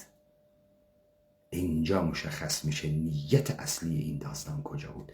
پس نیت اول به نام جوانهای روسری هوا کن، ما میریم به طرف یک سری تجربه های سطحی عینی قابل مشاهده آزادی، حجاب، دیسکوتک، دنس تو خیابان. اینا رو هم کارشون نداشته باشید 2 تا توف و چک و سیله برن خونهاشون. میرسیم به اپوزیسیون های همکار، به خاطری که دمشون دراز نشه، ادعا نکنن، پرروبازی در نیارن، احساس نکنن عددی هم که نیستن، برخورد قضایی با اینها بکنید. ببرید در فاز بوروکراسی قانونی، قانون، امنیت ملی و مشروعیت مردمی. با اونها اینگونه برخورد کنید که فاقد هر گونه مشروعیت مردمی باشند، مجرم باشند و فردا ادعایی بیشتر از این پادویی نکنند. این حکم دوم. حالا حکم سوم. از 5 سال پیش من به شما گفتم، از 6 سال پیش، که علی خامنه ای تمام انرجل‌های ایران رو، اونی که ادعا داشته باشه در مقابل مجتبی، اخته میکنه. من همون موقع 5 سال پیش دیبیت دارم، برید بیارید. همون موقع گفتم مراجع تقلید شیعه رو، دختر و زنش رو میاره جلو چشش، بهش تجاوز میکنه، ازش فیلم میگیره، به خاطر اینکه در مقابل مجتبی کوچکترین حرف نزنه. حالا حکم سوم، تلیه داستان اینجاست. حکم سوم. برادران اصلاح طلب پیزوری رانتخار پدر سوخته زالوی امنیتی پیرو خط خمینی بی همه چیز متعین شده در جمهوری اسلامی، خوب گوش کن. حکم سوم. بدون تحقیق اطلاعیه دادن، بیانیه دادن، حرف زدن، اظهاراتی کردن، البته تحقیق نکرده. بعضیاشون نیروی انتظامی رو متهم کردن، سازمان انتظامی کشور رو متهم کردن، پلیس رو متهم کردن، بعضیشون مجموعه نظام رو متهم کردن. هر کسی یه جوری یه حرکتی کرد. خب حالا اون حسابش شداست. لکن بعد از آنی که دیدن که قضیه چیست، بعد از آنی اون حسابش جداست. نظام رو محکوم کردن، نیرو انتظار، اون حسابش جداست. تا اینجا نمیدونستید، ایراد نداره، شما خواسید، ایراد نداره، انتقادم کردید. تا اینجا نمیدونستید، بازی خوردید. حالا که میدونید بازی خوردید و عنصر دست دشمن هستید، باید چه کار بکنید؟ تا اینجا بخشیدیم. یعنی تا اینجا رو خود علی خامنه ای خواسته که اینگونه رفتار کنه. از این به بعد علی خامنه ای چه چیز از اینها میخواهد؟ حکمی که میدهد چیست؟ حالا ما تا اینجا ازتون گذشتیم، نفهمیدید، ندونستید، نمیدونستید. ای که فهمیدن که نتیجه حرفای اونها و همراه با برنامه‌ریزی دشمن چه اتفاقی توی خیابان و تو مسیر عمومی مردم میفته، بایستی اون کار خودشون رو جبران میکردن. باید موضع بگیرن، باید صریحاً اعلام کنند که با اونچه که اتفاق افتاده مخالفند. بایستی تفهیم کنند که با برنامه دشمنان خارجی اینها مخالفند. بسیار عالی. حالا بایستی توشه، باید توشه، بایستی موضع بگیرن، بایستی سریعا تفهیم بکنند کار دشمنان خارجی ها. خب این یعنی چه؟ این یعنی از فردا تمام مراجع سکوت کرده، مدرسین و طلابین اظهار نظر کرده، تمامی اونهایی که یه ادعایی دارند، از دم نیروهای امنیتی میرن سراغشون، بهشون میگن که اونو بخشیدیم به شرط اینکه اینجا حالا تفهیم کنی، حتما بایستی موضع بگیری، غلطم میکنی، سکوت میکنی. همونجا به زن و دخترشم تجاوز میکنن به همین بهانه. و الان طرف رفت در ابژگی، الان طرف رفت بهونه داد دستش و الان همه بایستی موضع بگیرن. از امروز موضع ها شروع میشه. یک نفر دیگه در مقابل مجتبی خامنه ای نخواهد ماند. همه به گوه خوردن میفتن. یا میتونه این کار رو بکنه علی خامنه ای، یا نه دعوای اصلاح طلبین جدی. حالا اصلاح طلبین وارد فاز جدی مسلحانه در خیابان میشن. خیابان الان دیگه داره میجوشه، چون خامنه ای حکم سوم رو داد و این حکم یعنی عقیم کردن تمامیت کهنه راندخارهای قدیمی و راندخارهای جدید آقا مجتبی می آیند. این اون پروسه بود که برای علی خامنه ای خیلی سخت پیش میرفت. با این داستان الان وحید خراسانی جرأت میکنه ننویسه تا بهش تجاوز بکنن. مثال زدم، مثلا مراجع قم ننویسن، این پدر سوخته های رانتخار تاجر اصلاح طلب ننویسن، موضع نگیرن. خب حکم سوم مشخص کرد داستان رو. تمامی بازی ها چه بود؟ پروژه بود. یعنی پروژه سوار بر پروژه، یکی اون یکی رو حق کرد، بازی حقیقی کرد، خطرناک ولی حقیقی. حالا اون 50,000 خائن کانادا چی؟ اون خائنای استکهلم چی؟ اون پاسپورت پاره کنها و جیغ زدنهای محتوای بی محتوا ساز دست اصلاح طلبین چی؟ همه رکب خوردن، همه رکب خوردن. ایرانی های خائن. حالا از فردا لچک چاپلوسی یا به اوج میرسه یا مردم فاز انقلابی میگیره. ببینیم کدومشه. بازی خطرناکی کرده، یا در صلابت قدرت داره این حرف رو میزنه با اطمینان کامل از ارباب آمریکایی. حالا فردا فتیله های BBC و جاهای دیگه هم به این سمت و سو میره که خامنه ای گفت. قشنگ آرایش میخوره داستان. باطن قضیه رو معلوم شد وقتی شما میبینید که عنصر سیاسی آمریکایی این قضایا رو به دیوار برلین تشبیه میکنه. خب باید بفهمید که غرض چیست. باید بفهمید که مسئله دلسوزی برای یک دختر جوان نیست. اینو باید میفهمیدید. اگر نفهمیدید بفهمید، اگر فهمیدید باید موضع اعلام بکنید. اگر نفهمیدید بفهمید، اگر فهمیدید باید موضع اعلام بکنی. آش خالص بخوری پاته، نخوری پاس پدر سوخته. توطئه کنه احمق ابو موسی اشعری فاسد.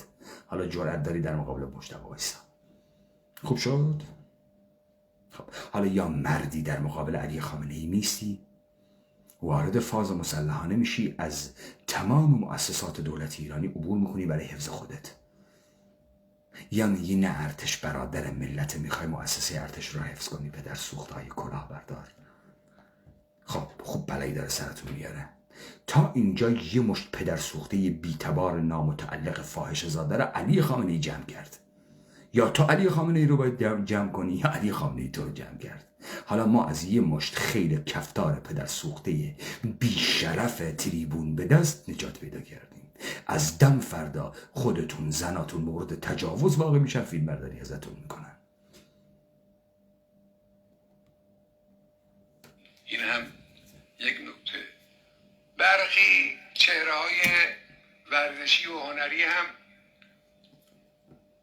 موضع‌گیری هایی کردن، به نظر من هیچ اهمیت نداره.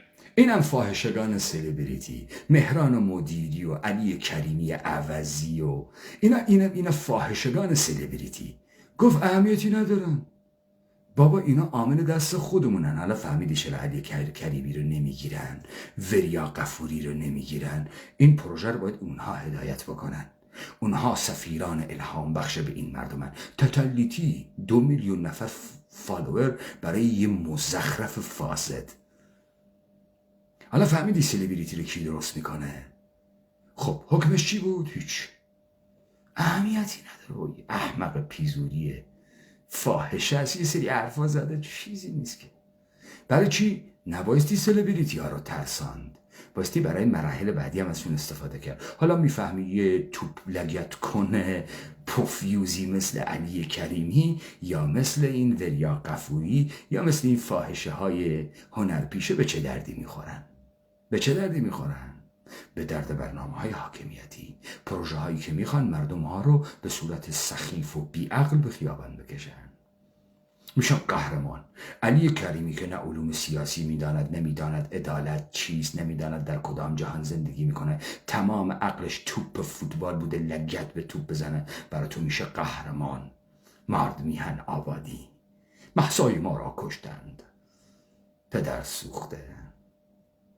حالا ارباب گفت آفرین باریکلا، ایراد نداره، نظری نداره، ولشون. تا تو سوال نکنی کسی برای چی علی کریمی رو نمیگیره، چرا وریا قفوری رو نمیگیرن، چرا تتلو رو نمیکشن، چرا این فاحشه ها رو نمیگیرن؟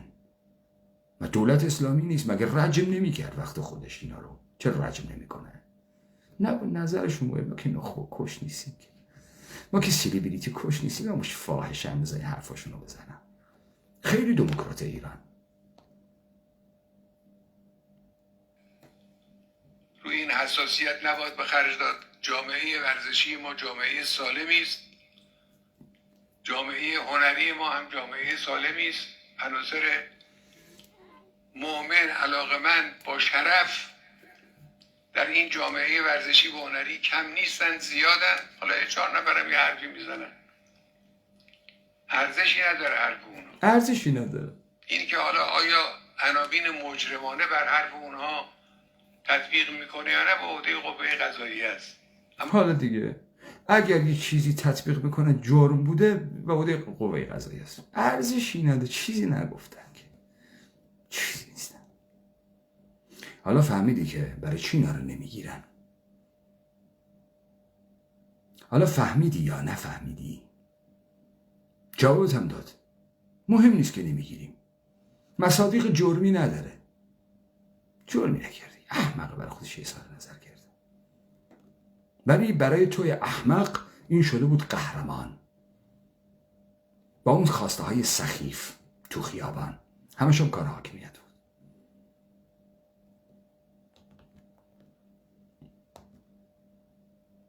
اما لحاظ نگاه عمومی هیچ اهمیتی ورزشی نداره. و جامعه هنری ما و ورزشی ما با این گونه حرکت و با این رفتارهای دشمن شادکن آلوده نخواهد شد. آخرین عرض من درود فراوان بر شهدای انتظامی. درود فراوان، صلواتم نفرستاد، درود آریایی داد حال کنید. این دیگه تگری آخرش بود آقای علی خامنه‌ای. خب همینو جنبندی بکنم، فراز در همین حکم ها بود. خب الان ما یه آرایشی از حاکمیت دستمون اومد به راحتی. یه خیلی بی همه چیزی که میشه آوردشون تو خیابون، براشون مطالبه سازی کرد، ازشون کشته گرفت و بعد گفت که اینا یه مشت بچه احمق نفهم گور خوردن، ما مثل پدر مهربان از اینا میگذاریم، دو تا چکی سیله یه تف میندازیم تو صورتش، بهش بگیم برو کثافت هر کاری دلت میخواد بکن. این اولی. این دیگه بوروکراسی و قانون و این مجرم و برهم زننده امنیت ملی و پدر سوخته است و نه بابا رجمش کن، نه اینا خودمون میخواستیم این کارا رو بکنن. کار ما رو کرد، دو تا توف چک سیلی میزنیم و میره پیکارش. اون فکر میکنه خودش خیلی کار بزرگی کرده، این مال اون و توهمی نمیگیره. مثل توهمی که دانشجوهای شریف گرفتن که اینا نخبن. مثلا طرف فکر میکنه 4 تا تست کنکور زده، این نخبگیش الان در علوم انسانی و در عقل انتقادی که داره و در آینده‌ای که میبیند و در قصدی که درش ایجاد شده متولد میشه. یه مشت بدبخت متوهم که در بهترین حالت در دانشگاه تبدیل به متخصص و کارمند نیرو کار میشه، برای ما میشن نخبه. تا اتفاقا نشونت بده نخبه چقدر احمق، میگه زن زندگی آزادی، چقدر به این فکر نمیکنه، چقدر نخاله است. چطور تو به اینها فکر نمیکنی؟ فکر میکنی عدد مهمی هستی. قشر اول در این سطحی بودگی و خروج از موقعیت و توهم بماند. قشر دوم، دولت قانون، دولت نهادها، احزاب هاست. هر کسی که خود را به صورت حزبی سازماندهی میکند، نمایندگی میکند مردم را. این تعریف دولت قانون. با نهادهاش و نهادهای جامعه مدنیش و احزابشو. هر کسی که رفته صورت حزبی به خودش داده، امکان داره ادعایی داشته باشه در قدرت سیاسی، بایستی سر جاش نشاند، چوب اتهام رو بایستی رو سرش نگه داشت، اما آدرس حزبیش رو حفظ کرد به نام پرورالیسم. مثل کمله، دموکرات، سلطنت طلب، مشروطه خواه، جمهوری خواه، چپ پدر سوخته، تمام این آشغال هایی که کلونی دولت ایرانی هن. این هایی که میتونن ادعا بکنن با سازوکار قانونی شرکت در قدرت بکنن رو باید چوب قانون رو سرشون گذاشت، پرونده کثیف خائنانه اینها رو حفظ کرد و اجازه نداد از یه سطحی بیشتر رشد کنن.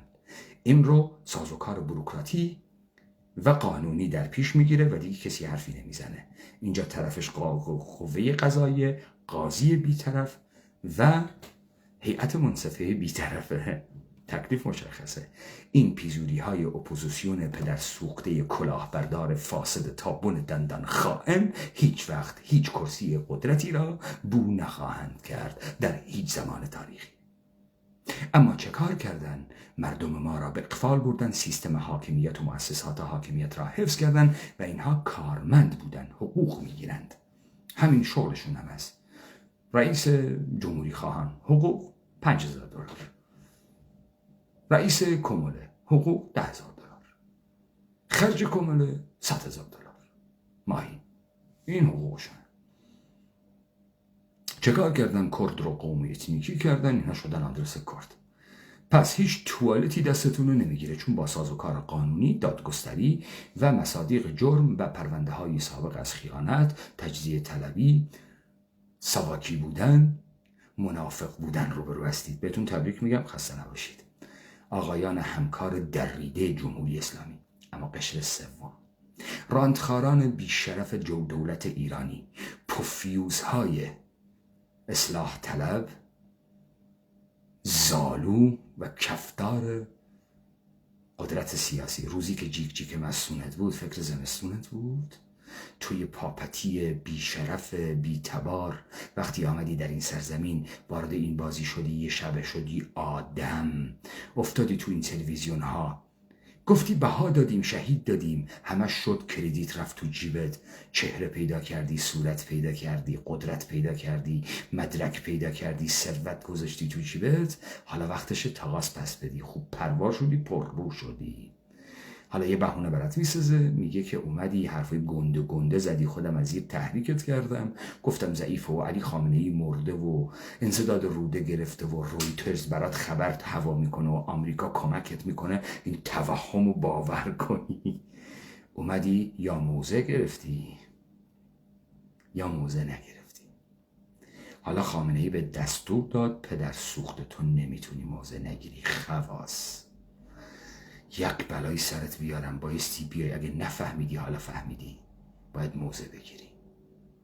از فردا نیروهای امنیتی همون بلایی رو که سر شریعت مداری و منتظری آوردن 100 برابر بدتر سر شما هم میارن، چنان خار و خفیفتون بکنن سایه مجتبی را ببینید شرم وجود بی شرمتون رو بگیره. تجاوزات دیلدویی تا آلتی بهتون میکنن، به خودتون و زناتون دختراتون ازتون فیلم میگیرن. اینا رو من 5 سال پیش بهتون گفتم، پیزوری های فاحشه. فکر کردید تریبون ما رو تحریم میکنید، موفق میشید. حالا ما میمونیم و علی خامنه‌ای اگر موفق بشه، نه ما میمونیم و شما اگر علی خامنه‌ای رو کنار زدید. وارد یه فاز جدیدی میشیم. وقت میفهمید حالا با کی طرفید. تنها کسایی که بازی نخوردن ما بودیم، بازیتون دادیم، ترسوندیمتون، به اشتباه کردن انداختیم. علی خامنه‌ای خیلی زود این حکم‌ها رو صادر کرده، یا از اشراف مطلقش داره میگه، یا مسیر رو نتونسته آخر بره. حالا روزهای بعدی مشخص میکنه اعترافاتتون رو. و اما جیغکش های پدر سوخته فرار کرده خدماتی اروپا که خودشون رو در این سفارت ها متعین میکردن، اجازه نمیدادن وارد فضای انقلابی بشیم. خائن های ایرانی. حالا تک تک شماهایی که خوب جیغ زدید، پوفیوز بازی در آوردید پشت این سلبریتی ها، یه کتک هم میخورید، یه کتک تحت نام خیانت میخورید تا خوب تربیت بشید. بی تربیت ها، مردمی که خودش بر علیه خودش اقدام میکنه. شما چرا هیچ کدومتون به یه تریبون حقیقی نمیایید؟ چرا منتظرید همیشه بازیتون بدن؟ چرا فکر میکنید هر جایی شیکه باید اونجا حضور پیدا بکنید در اون مغز کثیف بوگندتون؟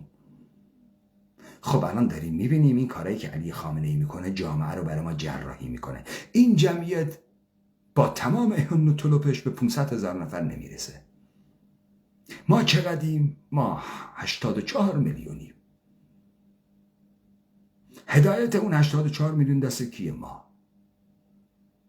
تا سایز اینا رو ما کمتر میکنیم به دست خودشان، قدرت ما بیشتر میشه. تنها دشمن جدی دولت ایرانی کیه؟ ما. این فاحشگان هم در فردای جانشینی مجتبی خامنه‌ای از همین حالا تکلیفشون مشخص شد. دیدید و شنیدید. حالا ببینم اعضای فاسد حزب‌های برساخته پوفیوز خائن نوکر سپاه پاسداران خوردید؟ دیدید توان تفسیر این حکم نداشتید، براتون تفسیر کردم. حالا برو بذار تو چنتت پدر سوخته خائن برساخته فاسد. از همین حالا برو مستقیم به علی خامنه‌ای وصل شو، شاید یه نگهبانی چیزی آقا مجتبی بهت بده. شبتون بخیر.